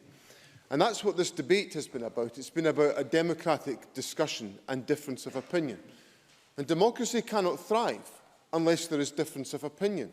There must be contending propositions that people put forward. And that difference is at the heart of the democratic choice that every citizen has to make and every politician has to consider and wrestle with. And of course, those sentiments were anchored in the debate by three very strong contributions from Bruce Crawford, and Murdo Fraser paid warm tribute to Bruce Crawford's speech, but then chose to ignore most of the sentiments in the speech that he delivered to Parliament just now. Or in the speech by Ruth Maguire, which I thought was a really considered reflection on the need for there to be respectful debate about issues of significance to the future of our country.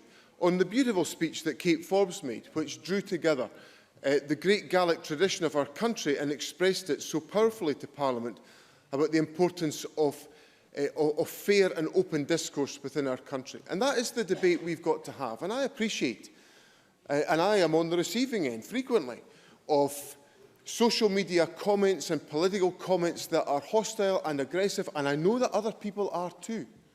But we have a duty in this Parliament to try to lead by example about the quality and the depth of the debate that we take forward, and to wrestle with the genuine choices that face us all. And that brings me on to the crux of the starting point of this debate, which is about whether or not there is any mandate for the Scottish Government to take forward the proposition that we're putting before Parliament this afternoon for there to be a second referendum on the question of independence. And I go back to the wording of our manifesto in 2016, which I would remind Parliament was supported in the constituency ballot by 46.5% of the electorate in Scotland, the largest share of the vote that any government has been elected in the United Kingdom with since the mid-1960s. A huge mandate, larger than the mandate that returned us in 2011. And that manifesto said the Scottish Parliament should have the right to hold another referendum if there is a significant and material change in the circumstance that prevailed in 2014, such as Scotland being taken out of the EU against our will. And the reason why that is significant is because we all know, whatever side of the argument we were on in 2014, we all know that the question of EU membership was a fundamental question in the debate in 2014. And the No campaign made the point, clearly and firmly in my own hearing around the country, that the way to guarantee Scotland's membership of the European Union was to vote no.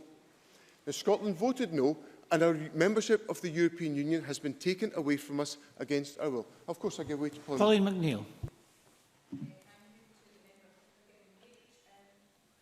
But based on that logic, then, there's been a material breach and you have a mandate. But surely then the question that you would want to put to the Scottish people then is an independent Scotland within the EU. And I don't hear you saying that. Deputy First Minister. That is the position of the Government, and that is my position, and it's the position of my party. So I hope that clarifies the matter for Pauline McNeill. That then brings me on to the reconciliation of the outcomes of the two referendum in 2014 and 2016. And in this respect, if Joanne Lamb would allow me to make a little more progress on this question, that brings me to the contributions of Andy Whiteman and Jackson Carlow, because I think in a sense they wrestled with the same question. Andy Whiteman said that the outcome of the 2014 referendum and the outcome of the 2016 referendum are incompatible without a further choice being exercised. And I think there's the rationale that supports that. Jackson Carlow made a contribution, I think in response to an intervention from my colleague Stuart McMillan, that in 2014 his constituents had voted no, in 2016 they had voted remain, but they had somehow lost. They were not to get the outcome in 2016 that they actually voted for in Mr Carlow's constituency or in Scotland. So the point is that there is an incompatibility, as Mr Whiteman said, between the outcome of the 2014 referendum and the 2016 referendum, which for me is the rational justification for us to ask this question again to the people of Scotland. I'll give way to Mr. Jackson Carlow. But in wrestling with that incompatibility, I said that I have taken the decision, and the constituents have taken the view, that we will respect the outcome of both referendums. It seems that the Scottish Government's response is to accept the outcome of neither referendum. Deputy First Minister.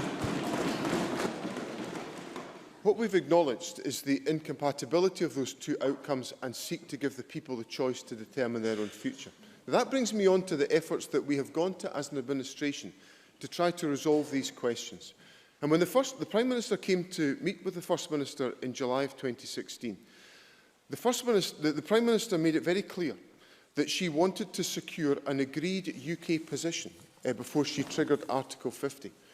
And Parliament essentially argued for many of those aspects when Parliament on the 28th of June argued for us to explore a relationship that would maintain Scotland's place in the single market with the social, employment and economic benefits which flow from that relationship. The Joint Ministerial Committee has in its remit the desire to seek to agree a UK approach to objectives in the Article 50 negotiations. And the Scottish Government published Scotland's Place in Europe, I would say to Parliament, to very, very wide endorsement across many, many views out with the government and supporters of the Scottish National Party as being a very strong and legitimate approach to try to secure compromise, and pillar by pillar, that agreement was pulled down by the UK government. Single market, on migration, on the customs union. So we're left with a situation where we as a government have, in good faith, gone through a process of trying to secure agreement which would maintain the benefits of EU membership, accepting that we're leaving the European Union within the United Kingdom, and the UK government, as evidenced from the fact that we have got absolutely nowhere in the process of joint ministerial discussion to get to a conclusion. I'll give way to Ruth Davidson. I would like the Deputy First Minister to comment on good faith when any efforts that were made post-Brexit from this government became after his leader and the First Minister of this country stood up in Butte House and said within 3 hours of the last vote being counted in the Brexit referendum that she had already instructed Scottish Government employees to draw up the requisite legislation for another independence referendum. She was always coming to this point and nothing was going to stop her. Mr Swinney.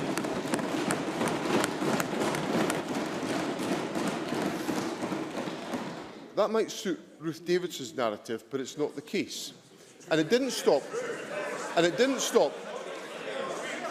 And it didn't stop the Prime Minister. It didn't stop the Prime Minister coming to Butte House after that statement and inviting the Scottish Government to make its contribution to the UK Government process.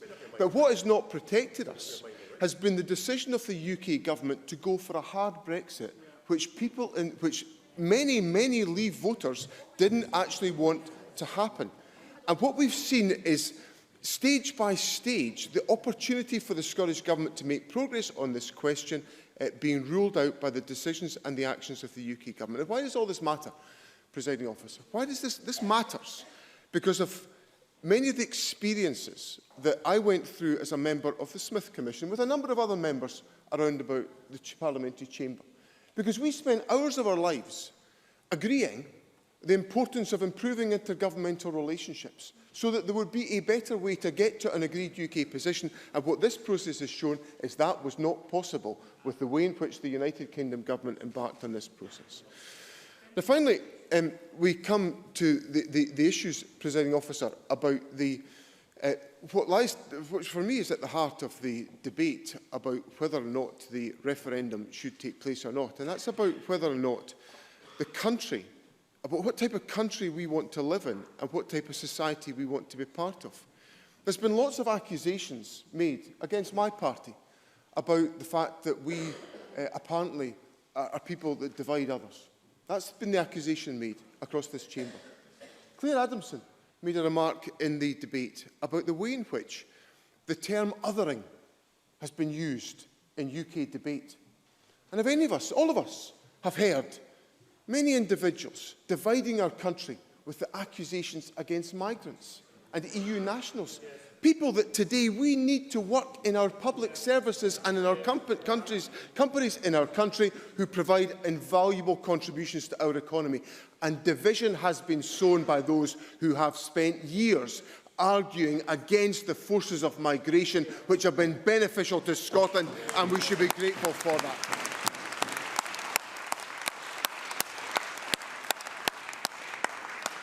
Alec Rowley made a very fine speech in the debate. I think you can take it at one more intervention. Joanna.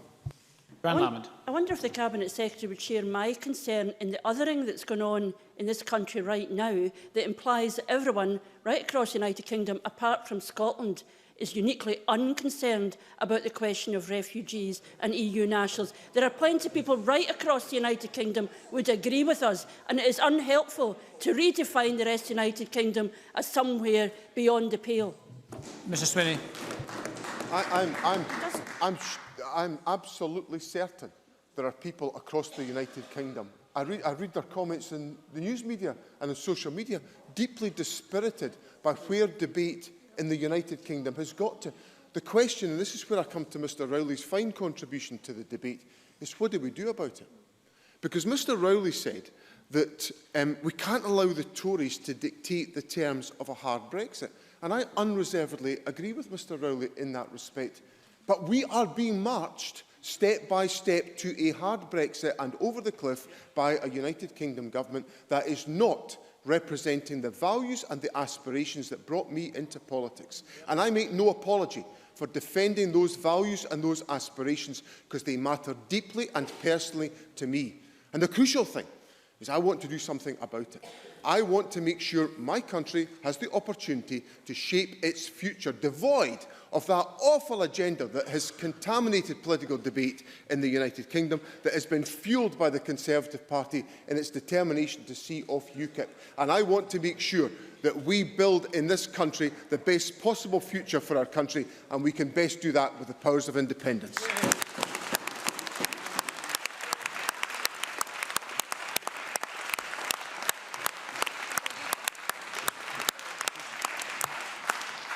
Thank you. That concludes our debate on Scotland's choice, and we move to decision time. There are 5 questions to be put today. I remind members that if the amendment in the name of Ruth Davidson is agreed, then all other amendments fail. The first question is that Amendment 4710.2 in the name of Ruth Davidson, which seeks to amend motion 4710 in the name of the First Minister on Scotland's choice, be agreed. Are we all agreed? No. We're not agreed. We'll move to a vote, and members may cast their votes now.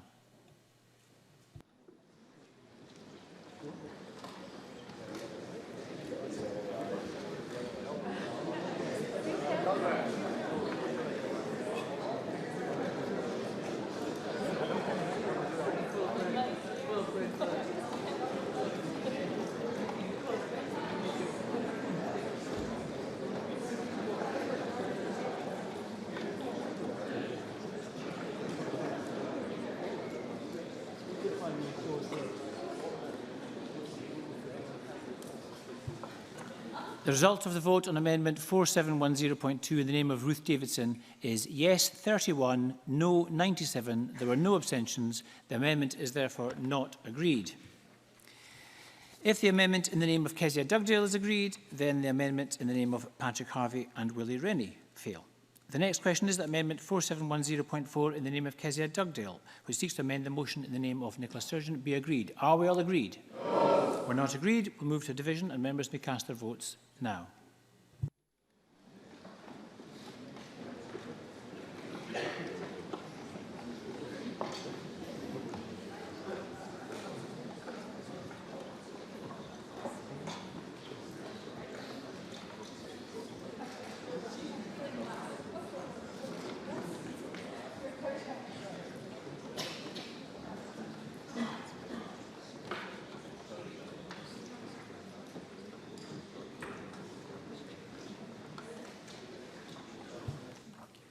The result of the vote on the amendment in the name of Kezia Dugdale is yes 28, no 100. There were no abstentions. The amendment is therefore not agreed. The next question is that Amendment 4710.5 in the name of Patrick Harvie, which seeks to amend the motion in the name of Nicola Sturgeon on Scotland's choice, be agreed. Are we all agreed? Yes. We're not agreed. We'll move to a vote, and members may cast their votes now.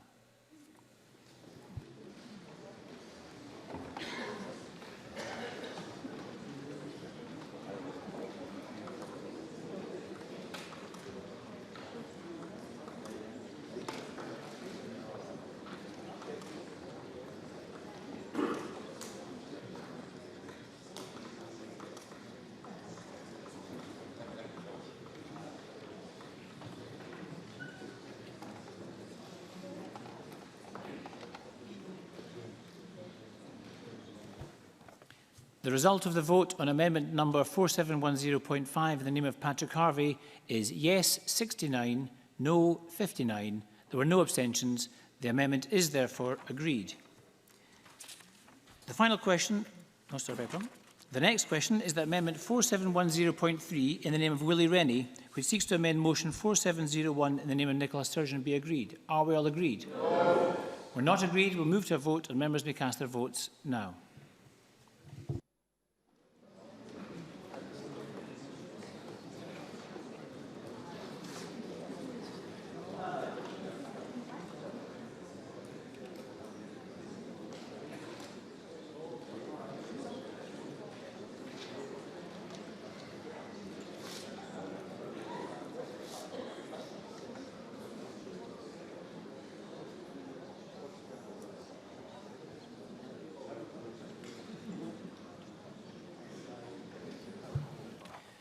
The result of the vote on amendment number 4710.3 in the name of Willie Rennie is yes 28, no 100. There were no abstentions. The amendment is therefore not agreed. And the final question is that motion 4710 in the name of Nicola Sturgeon on Scotland's Choice as amended be agreed. Are we all agreed? Yes. We're not agreed. We'll move to a vote and members may cast their votes now.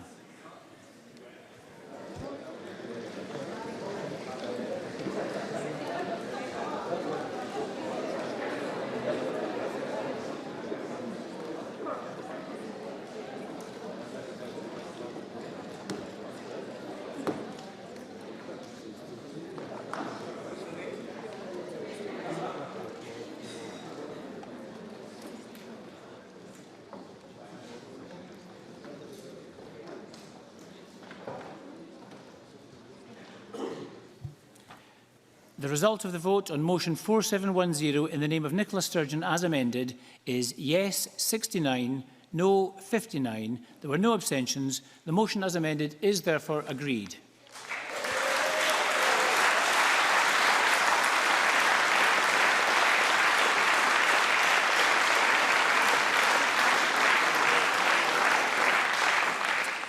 That concludes decision time. We'll now move to members' business in the name of Graham Day. I would ask members to leave the chamber quietly.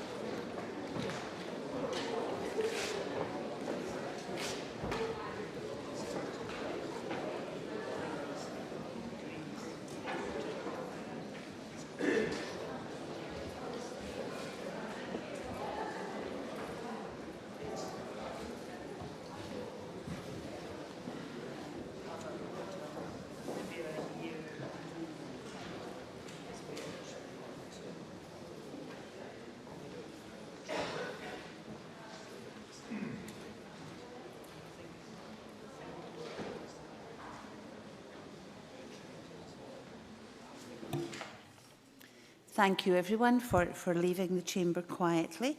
And the next item of business is members' business debate on motion 4016 in the name of Graham Day on included in the main.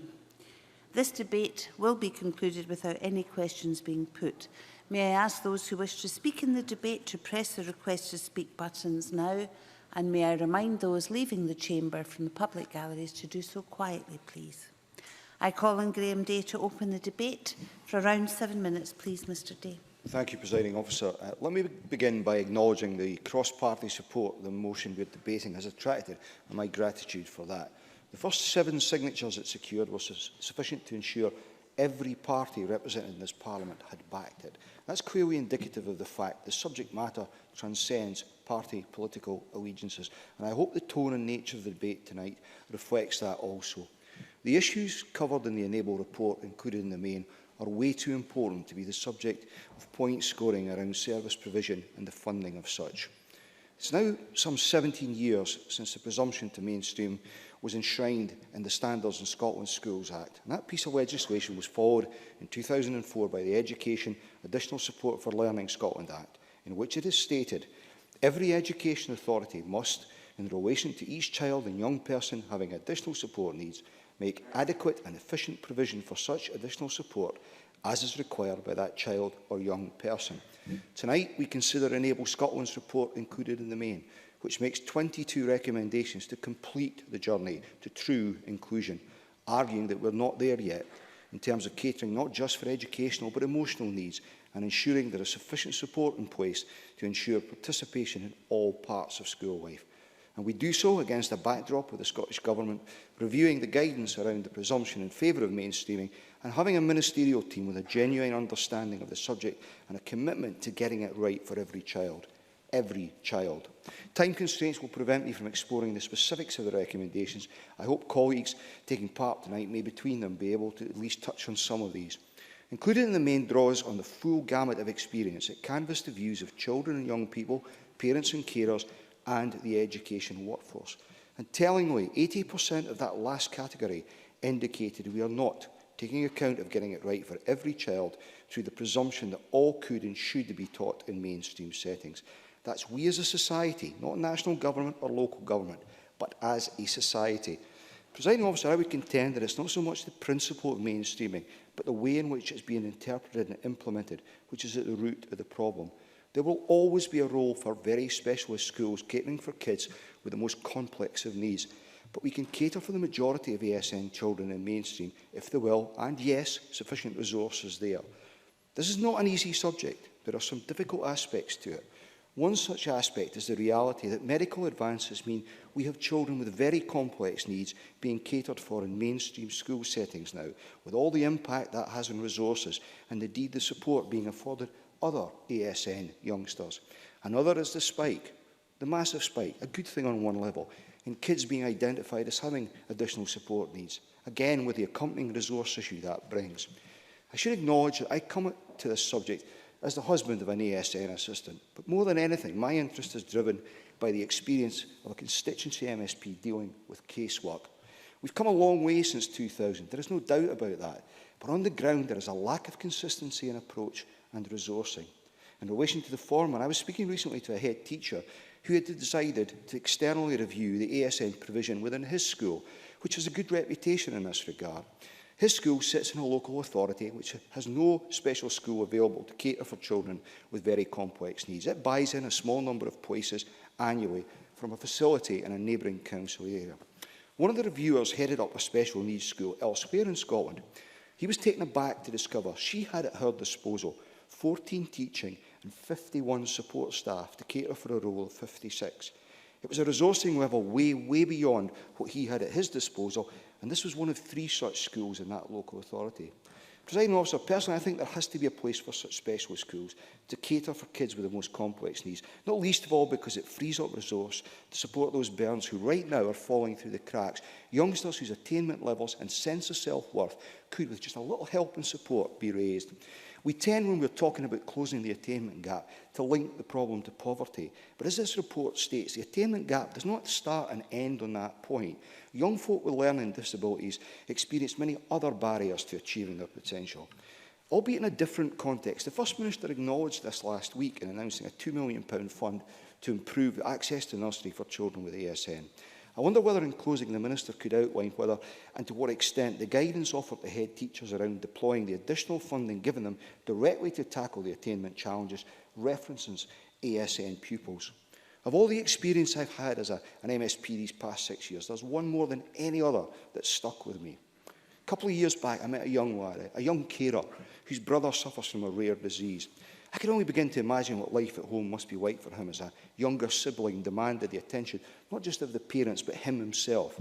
Then he explained to me how he suffered from dyslexia and was struggling to achieve his potential at school because the support that was meant to be in place for him wasn't being provided. He was meant to have time in the learning support base for one-to-one support to cope with schoolwork. But he told me, there's a girl in the base who behaves really badly and the staff are always dealing with her, so I don't get the help I need. There he was, his home life as it was, and being let down in the educational setting, and him so readily recognising the detrimental impact the lack of support at school was having. Much more recently, just a few weeks ago in fact, I met a mum whose teenage daughter, who has complex needs, has been unable to attend a local secondary school base for some months. Ahead of an effort to try and reintegrate her, the mum was invited to visit the newly refurbished base facilities, which she'd been told would be an asset in catering for the girl, who is, amongst other things, autistic. But in terms of decor, the colour scheme was not autism-friendly. The sensory room was tiny, and the soundproofing so inadequate that sitting in it you could hear the kids passing in the adjoining corridor.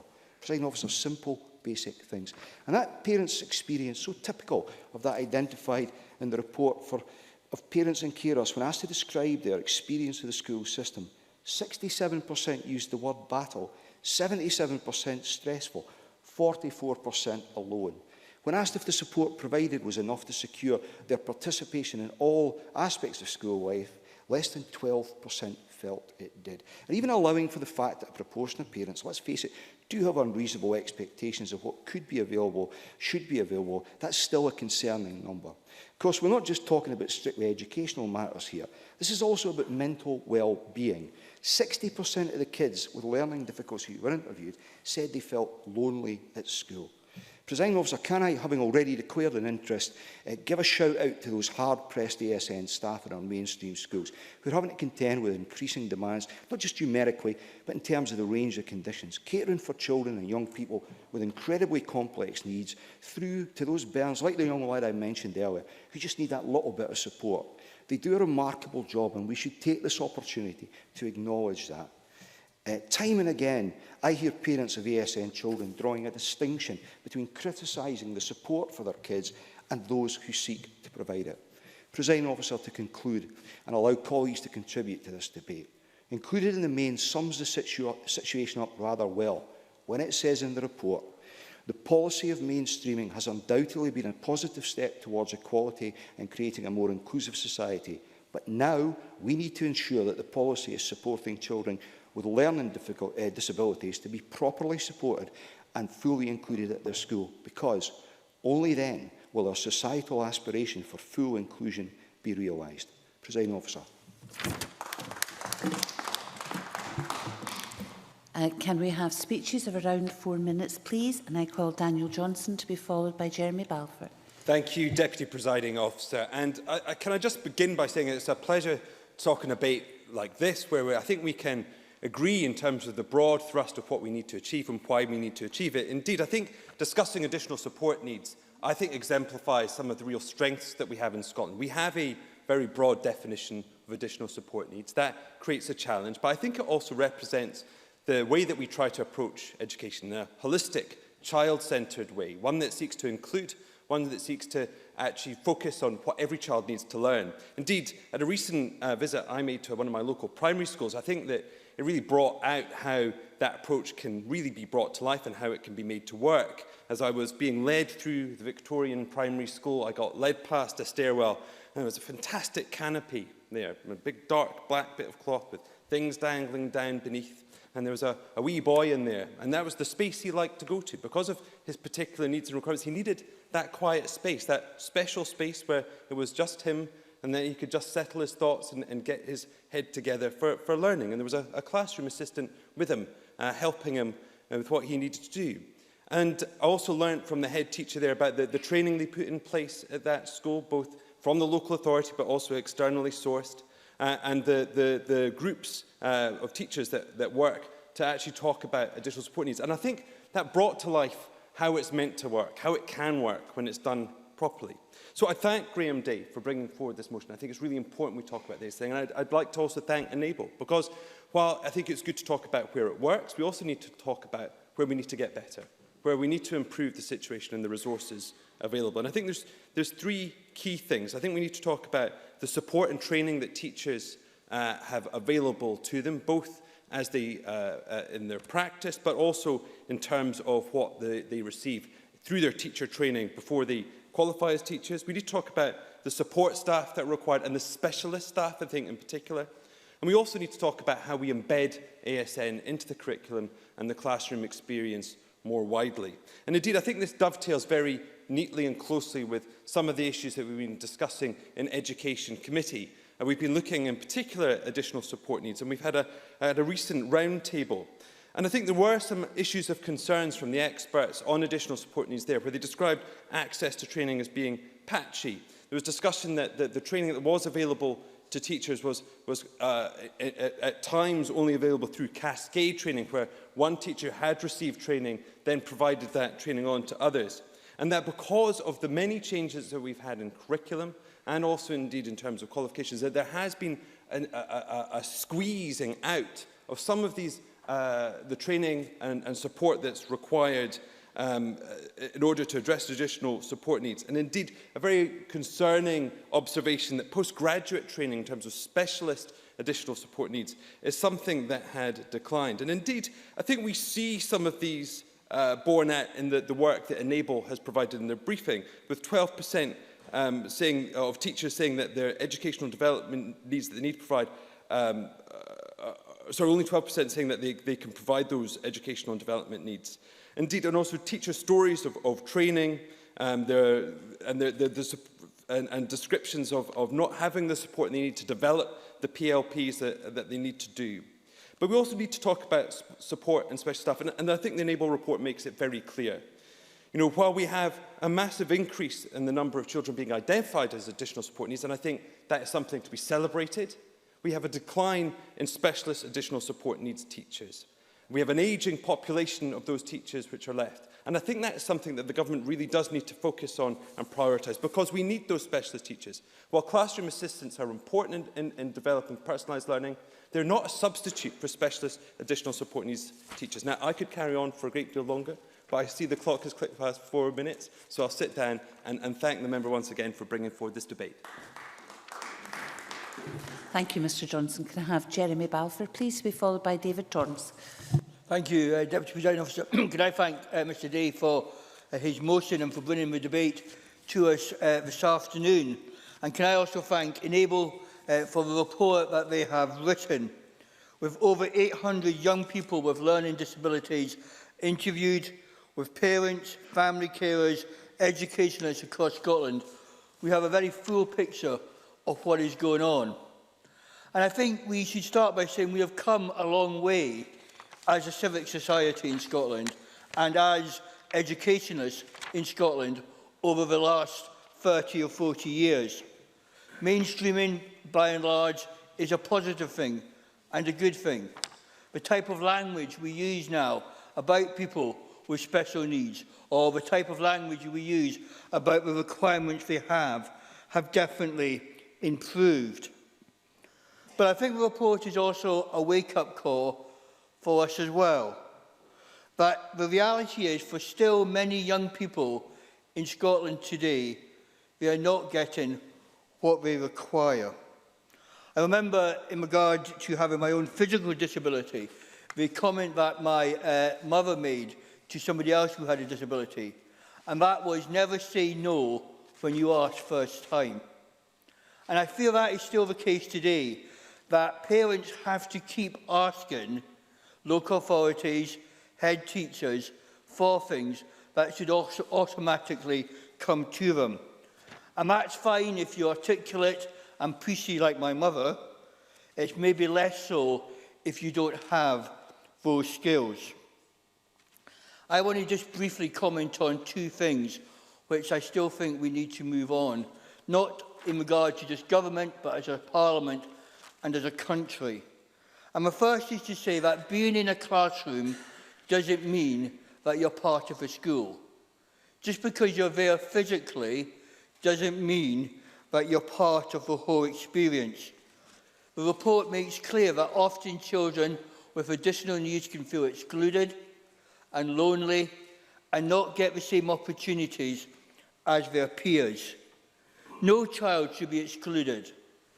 The report tells us that 49% of young people with a learning disability or autism feel that they're not being able to reach their full potential at school. More than a quarter say they can't take part in games or sport. Nearly a quarter don't go on trips with their own peers. And nearly half, 46%, say they don't take part in the playground or in other activities. Now, I accept that that will vary from school to school and from area to area. But I think the challenge comes for all of us to reach that. I want to pay credit to the number of additional support needs teachers that we have, for the hard work they do day in, day out. But I think there's a challenge here for our local authorities. But we have seen the number of auxiliaries and support staff dropping across Scotland. And I think it's unfair on a teacher to be looking after 30 or so children without that help if they have children with ASN within them. I think we also have to acknowledge that mainstreaming is not right for every child. Getting it right for every child means looking at every child and where they are at the time. And again, it slightly concerns me that over the last 7 years, the number of special schools has fallen. There's been a 25% drop in the number of special schools between 2008 and 2015. Now, yes, mainstreaming probably for the majority of children is the way forward, but not on every case. So I welcome this debate. I think there's a challenge for all of us across Scotland. We're making progress. We just need to keep moving in that direction. Thank you. Can we have David Torrance to be followed by Mark Ruskell?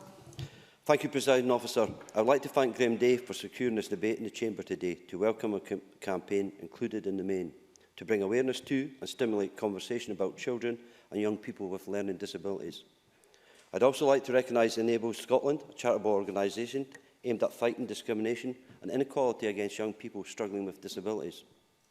The Scottish Government is committed to delivering excellence and quality in Scottish education, especially to many young people who have learning disabilities and are often unfairly excluded by friends, peers, classrooms and opportunities and experiences that make up such a big part of childhood and school life.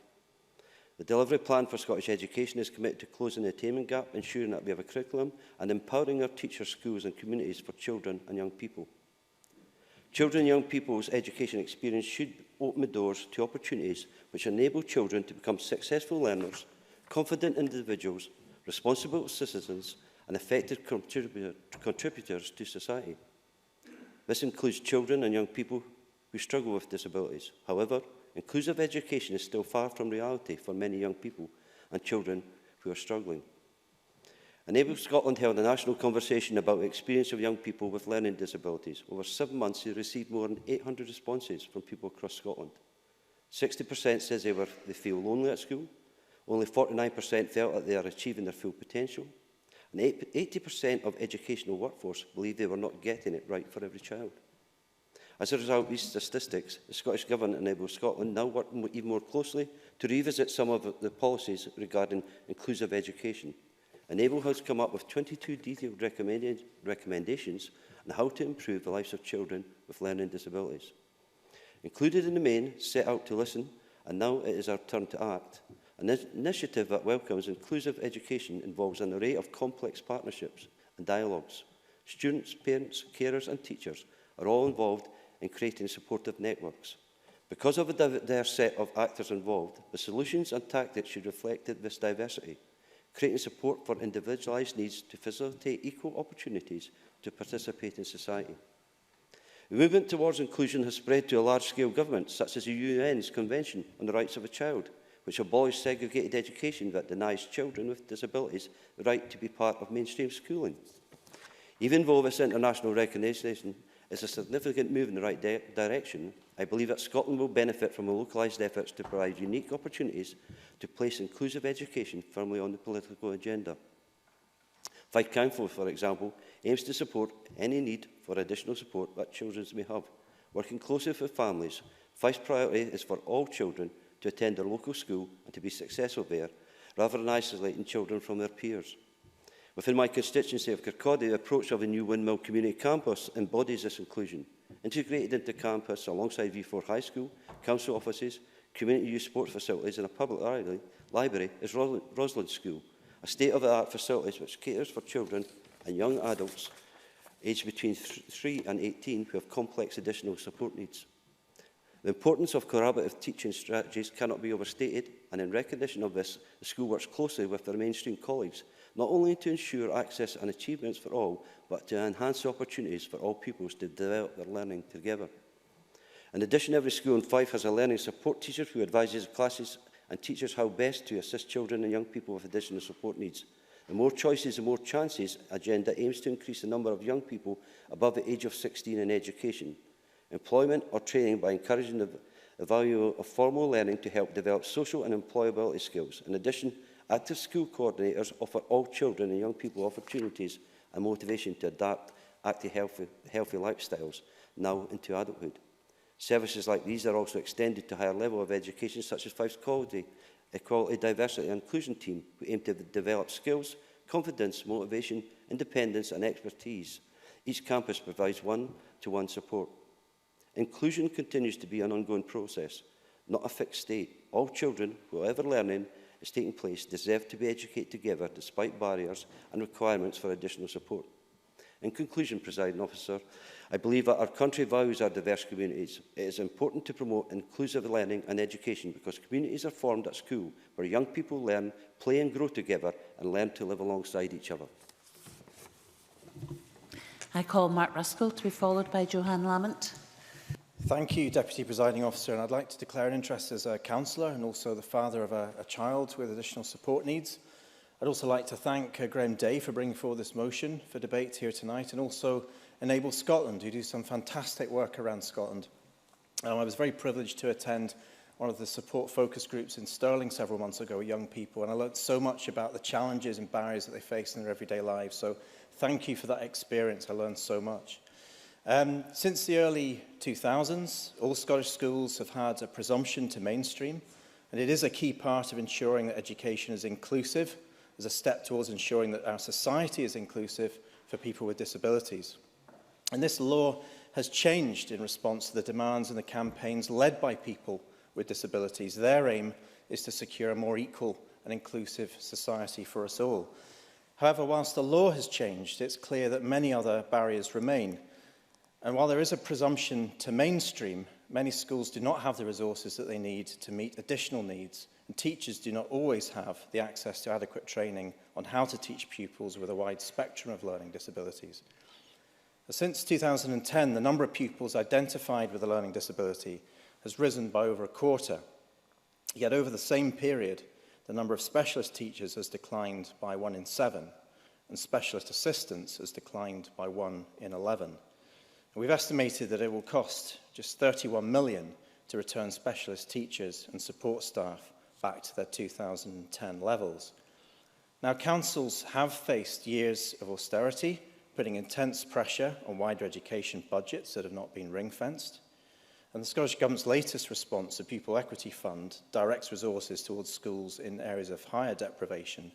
And while this is much needed and much welcome, it doesn't adequately address learning disabilities and additional support needs. So while councils work their way through budget savings, it's hugely important that frontline services are protected. And that's why, as a group of Greens, we prioritised additional unring-fenced funding in the budget this year, specifically for councils to take the most damaging proposed cuts to education off the table. And while schools need the resources to hire more specialist teachers, we also need to ensure that all teachers have appropriate training on additional support needs. Enable Scotland found that 98% of the education workforce does not feel that teacher training adequately prepares them to teach pupils with learning disabilities. There's little wonder that so many pupils feel excluded. Initial teacher training already sees new teachers take on a huge workload. And often this is 1-year PGDEs crammed with university classes and placements. As Enable Scotland have highlighted, this often doesn't leave enough time for adequate training on additional support needs. It's often dependent on whether the teachers of handling the placement have actually experienced teaching pupils with learning disabilities themselves. In addition to this, Enable Scotland have highlighted that access to continuous career development can vary significantly from one local authority to another. In fact, the Education Committee heard just a few weeks ago that one teacher was told to watch The Big Bang Theory to learn about Asperger's syndrome. What we need is the mainstreaming of additional support needs in teacher training, All teachers need both the initial training and access to high-quality further training to ensure that we are meeting the educational needs of pupils with learning disabilities and other additional support needs. The Scottish Government needs to take clear action to ensure that our schools are inclusive. We are open to working with them to make inclusive education a reality. I call Johan Lamont and then Alexander Burnett. Thank you very much, Deputy Presiding Officer. Can I say that I'm very happy to contribute in what I think is a very important debate, and can I congratulate Graham Day in securing this debate and affording the opportunity to explore some of these really important and challenging issues for families right across Scotland. I would also want to congratulate Enable on the important work it does in supporting people with learning disabilities, and recognise the work they have done over many years alongside other organisations in challenging attitudes to learning disability and insisting that services meet their needs as much as they meet the needs of the mainstream community.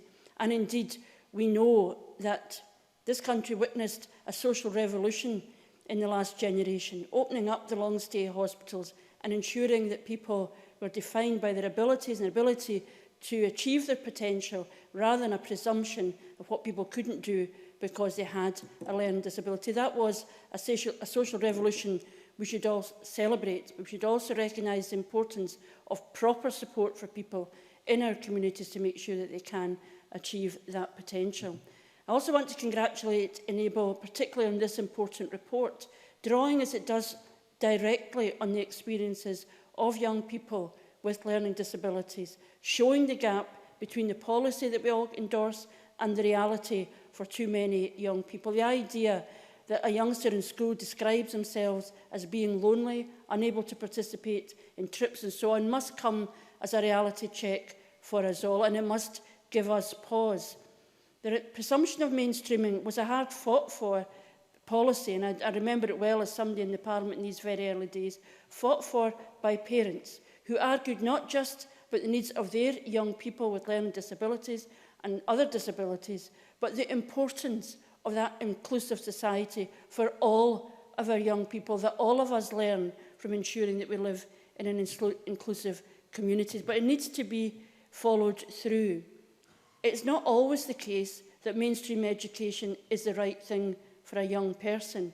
And we hear anecdotally of some families who will say that they believe the young person has been placed in mainstream, guaranteed that they will fail, and then move on to a specialist provision, which they're already damaged and they're already affected by that. So there needs to be proper assessment of the needs of young people. But also it's true that without proper support, there is a danger that the mainstream community turns on the child with a disability as if they are the one with the problem, that everything would be okay if it weren't for the fact that children with additional support needs were in the classroom. That is a real danger, and it must be resisted at all costs, because, as I've said, an inclusive education benefits all young people. And I would recommend to people, as has already been said, to look at the evidence taken by the Education Committee on the challenges facing young people with additional support needs, the provision for them. This is not an added extra. Additional support need is central to ensuring that people achieve their potential in school and in education. And it's not something that can be just explained away or wished away. It is in the fabric of our education system, and if it's not happening, then it needs to be challenged. And the reality is that budgets must follow the policy. It's not enough that we say we care about this. We must ensure that the budgets then follow that process. And I would say, and I would ask the Minister to respond to this point, that there is a consequence of targeting cuts on local authorities. The cuts to their budgets, we know from the evidence we have taken, hasn't meant a reduction in the amount of classroom support, the additional support that a school needs to make sure that all young people achieve their potential. So in conclusion, I say I welcome the report. I think it's a challenge for us all, and I would look in the Minister's response to a commitment from the Scottish Government to respond in detail to the recommendations of the Enable report, because I think they give a very important direction to the work we should be doing over the next period. Call Alexander Burnett to be followed by Jackie Bailey. Thank you, Deputy Presiding Officer. And can I also echo the Chamber and congratulate Graham Day on bringing forward this motion to Parliament. It is also important we note the great work already going on throughout our schools by teachers. We must recognise that this is a debate based around how the Scottish Government must support our teachers and allow our teachers to deliver the best inclusive education to everyone. Now, I also welcome the aims of Enable Scotland and its wish to deliver inclusive education. Their 22-step journey is admirable, and I support its aims full-heartedly. Now, there have been many good points raised in this debate already, which, whilst I agree with them, I am keen not to spend time repeating. And however, it is simply not good enough that 80% of the education workforce think we are not getting it right for every child. And I would like to look at how we can fix these statistics and stop failing children who are less fortunate than our own. I think it is helpful when faced with such statistics to look around and see where others have got it right and how we might replicate this. Now, it's always difficult in a debate with such consensus not to be repetitive, but I hope you'll be happy to follow me outside of a classroom now. In the Cairngorms National Park, in my constituency, we've managed successfully to integrate additional needs groups into the park, and I feel this is something we should all be able to learn from. The National Park is some of the most rigid terrain in Britain, and that would usually mean no access to those in wheelchairs or unable to walk, and further exclusion to those already disadvantaged. However, this is not the case. Over the last 10 years, the Cairngorms National Park have invested £7.5 million to improve pathways across the park for less fortunate. This includes 666 miles of designated core paths that are made fit for purpose for all. And the park also offers a travel grant to underrepresented groups. These were fully subscribed in 2015 and 2016 and given to 28 schools and 15 voluntary groups. In addition, the park runs the Backbone project, which engages over 2,500 people from marginalised groups through community engagement initiatives, including a festival for all, which will take place on the Athol estate on the 24th of September for any MSPs interested in attending. Now, all these great projects are part of a much larger Cairngorms Equality Action Plan, in which specific targets are made for inclusion in each section of the park. This results in a space where additional needs children not only feel welcome, but able to participate just like everyone else. A place where they can interact and make friends. So we must find a way to transfer the results of a national park into our schools. Unfortunately, the mountains we must climb aren't in the Cairngorms, but in our schools. Thank you. The last of the open speeches is Jackie Bailey. Presiding Officer, let me join with others in thanking Graham Day for bringing this debate to the Chamber. And of course, let me pay tribute to Enable Scotland for their report included in the main, together with all the work they do to advance the rights of people with learning disabilities. As many in the Chamber may know, I am proud to convene the cross-party group on learning disabilities in the Parliament. Some of them, the members, are indeed in the Chamber this evening, because in fact we had a cross-party group meeting this lunchtime and, surprise, surprise, talked about the issues thrown up by the report. The report is a national conversation about life at school. There is no doubt that education has improved considerably. But, you know, the interesting thing was that it's been 17 years since the presumption to mainstream young people with learning disabilities in education. So we've seen a whole generation go through every stage of education, and this report, reflecting as it does on their lived experience, their parents, their carers, and their teachers' experience, is just so valuable. But what their stories and experience tell us is that there is much more to do. For too many young people in our country, inclusive education is still not a reality. Many are still being excluded from classrooms and from opportunities that would enrich their everyday lives. Enable Scotland's report sets out, as other members have covered, 22 steps we can take to make inclusion in education the standard for all of Scotland's young people. But I want to focus on a couple of areas. The need for specialist staff was touched on by Daniel Johnson, because the research undertaken shows us that 98% of teachers feel that they're not adequately prepared. 86% of classroom teachers said that there isn't enough additional support for learning staff in their schools to support those young people with learning disabilities. And as we've heard from other members, 80% of education staff saying that we're not getting it right for every child.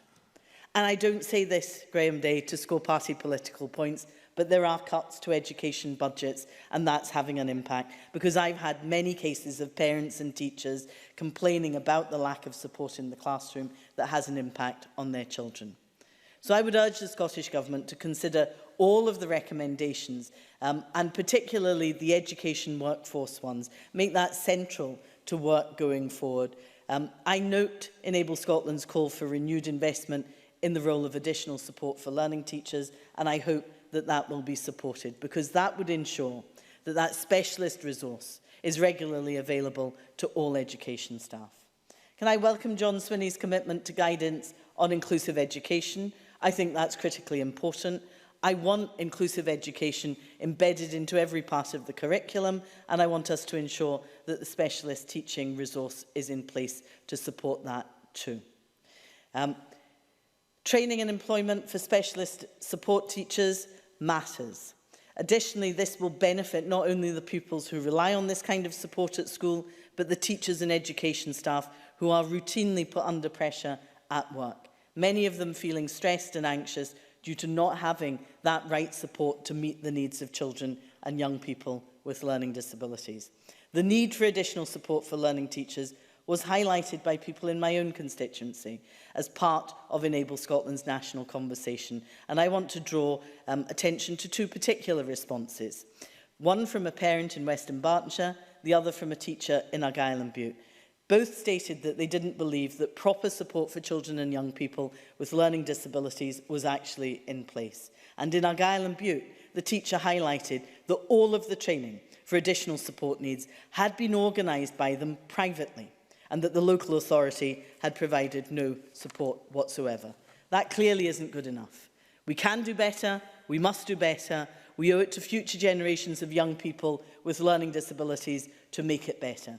A good start would be for the Government to implement the recommendations in the report. Thank you, Presiding Officer. I now call Shirley-Anne Somerville to close this debate. Around 7 minutes, please, Minister. Thank you, Presiding Officer. Can I begin by also thanking Graham Day for bringing this debate and for all the members for their contribution. The ethos of Scottish education, as many members have touched upon, is an inclusive one. Inclusion is the cornerstone to help us achieve excellence and equity in education for all of our children and young people. Now, Scotland has one of the most inclusive systems for the provision of support in schools across Europe. We're proud of that approach, and as Mr Day's motion has noted, we firmly reject the idea that any child is unable to be educated. And as Jeremy Balfour touched upon, when Enable Scotland was founded 62 years ago, those with learning disabilities did not have an equitable, inclusive experience in education. In fact, it was a challenge to receive any education at all. Now, 95% of Scotland's children and young people who have an additional support need are educated in a mainstream school. While being ambitious for the future, it's important to recognise just how far we have come. The introduction of the presumption of mainstreaming in 2000 gave all children and young people in Scotland the opportunity to be present in a mainstream school. But it's now important that we build on that to ensure that those with additional support needs are more than just present, but they're also participating and achieving as part of the school community. Our educationalists strive to overcome barriers to learning for all and to ensure Scotland's children and young people can achieve their full potential. The most recent statistics indicate that there is an improving picture in the qualifications and destinations of children and young people with additional support needs. However, despite the progress that has been made, the Government is aware that there is much room for improvement. So Enable Scotland's report included in the main has been an invaluable source of information on the experience of educationalists, parents and carers, and perhaps most importantly the children and young people themselves. The Scottish Government works closely with Enable Scotland. Jan Savage, for example, from Enable Scotland chairs our advisory group on additional support for learning, and Enable are also members of the Disabled Children and Young People's Advisory Group. They are committed advocates for all with learning disabilities in Scotland. And I am clear, and the Cabinet Secretary is clear, that where pupils can learn in a mainstream school, they should do so. However, our law on mainstreaming has clear expectations to enable children and young people to learn in the education provision that best suits their needs. This is in accordance with the duty of education authorities to provide for the needs of each child under the Additional Support for Learning Act. It also relates to our wider policy of getting it right for every child and ensuring we tailor our approach to help each and every child reach their full potential. Now, the presumption of mainstreaming has ensured that all children and young people have the right to be present, as I mentioned earlier. The challenge is to ensure that they participate and achieve in all aspects of school life, an aspect which Jeremy Balfour spoke very powerfully about earlier on. Now, in this, in some ways, we are starting from a position of strength. Legislatively, we have enshrined the rights of children and young people, ensuring that they are entitled to receive the support that they need to succeed. In policy, we have placed the needs of each and every child and young person at the heart of our approach, leading to a commitment to get it right for every child. In Curriculum for Excellence, we have a flexible, adaptive curriculum which allows the needs of every child and young person to be catered for. And to help head teachers consider how to close the attainment gap in the wider context of disadvantage, we are currently finalising the National Operational Guidance which will support head teachers to implement the Pupil Equity Fund, which I hope addresses the point that Graham Day made in his opening remarks. Because what we now need is clarity on our vision for inclusion and how this vision can be implemented. On 19th May, we will be launching a public consultation on fresh guidance on the presumption of mainstreaming. This guidance will assist educationalists when making difficult decisions about provision and will empower parents to know their rights and the rights of their child in placement decisions. It will set out our vision for inclusion in Scotland's schools, emboldening all actors in our education system to be ambitious for each and every child and young person in Scotland. Some aspects of this discussion will be difficult. As we can see in the Enable report, we aren't discussing abstract concepts. We're working to improve the well-being and the future of individual children and young people, their families and those who are providing the education. This is an emotional debate, and rightly so, because there is surely nothing more important than the start we give to our children and young people. And one major theme of the Enable report is that of visibility and accountability, especially as regards how we accept and value difference, how we appreciate and support those who face barriers to learning. This isn't just a system issue or a resource issue, but a challenge for each and every one of us to examine and challenge our attitudes towards those with additional support needs. Certainly. Johann Lamont. I absolutely agree with you. It's not just a budget issue and it's not just a resource issue. It is about attitudes, and that's why it's been such a powerful campaign over many years to secure mainstream education and inclusive education. But would you accept that resources do matter?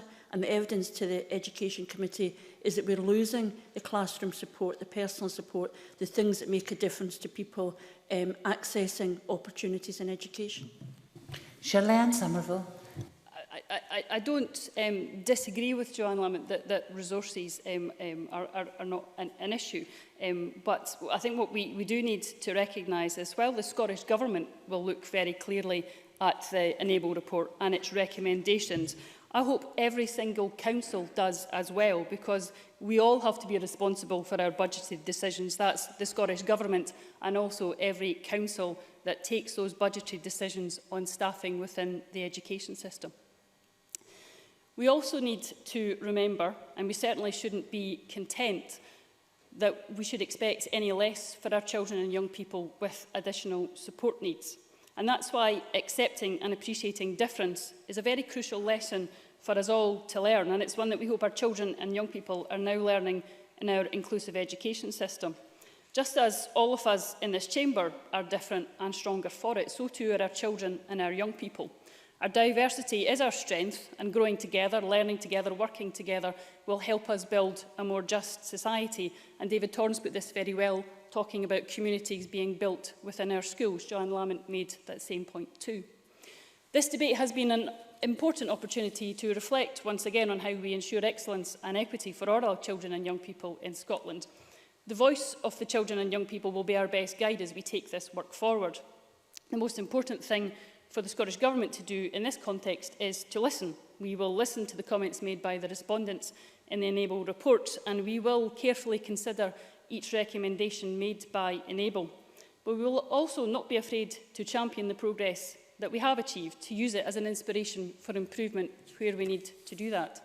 The Scottish Government will be tireless advocates for all of the Scotland's children and young people, and working alongside partners like Enable, we will continue to strive for the best possible future for each and every child and young person in Scotland. And finally, Presiding Officer, can I end, as others have already done during this debate, by paying tribute to the teachers, the learning support teachers and support staff who play such a valuable and integral role day in, day out in every school across Scotland. This meeting is closed.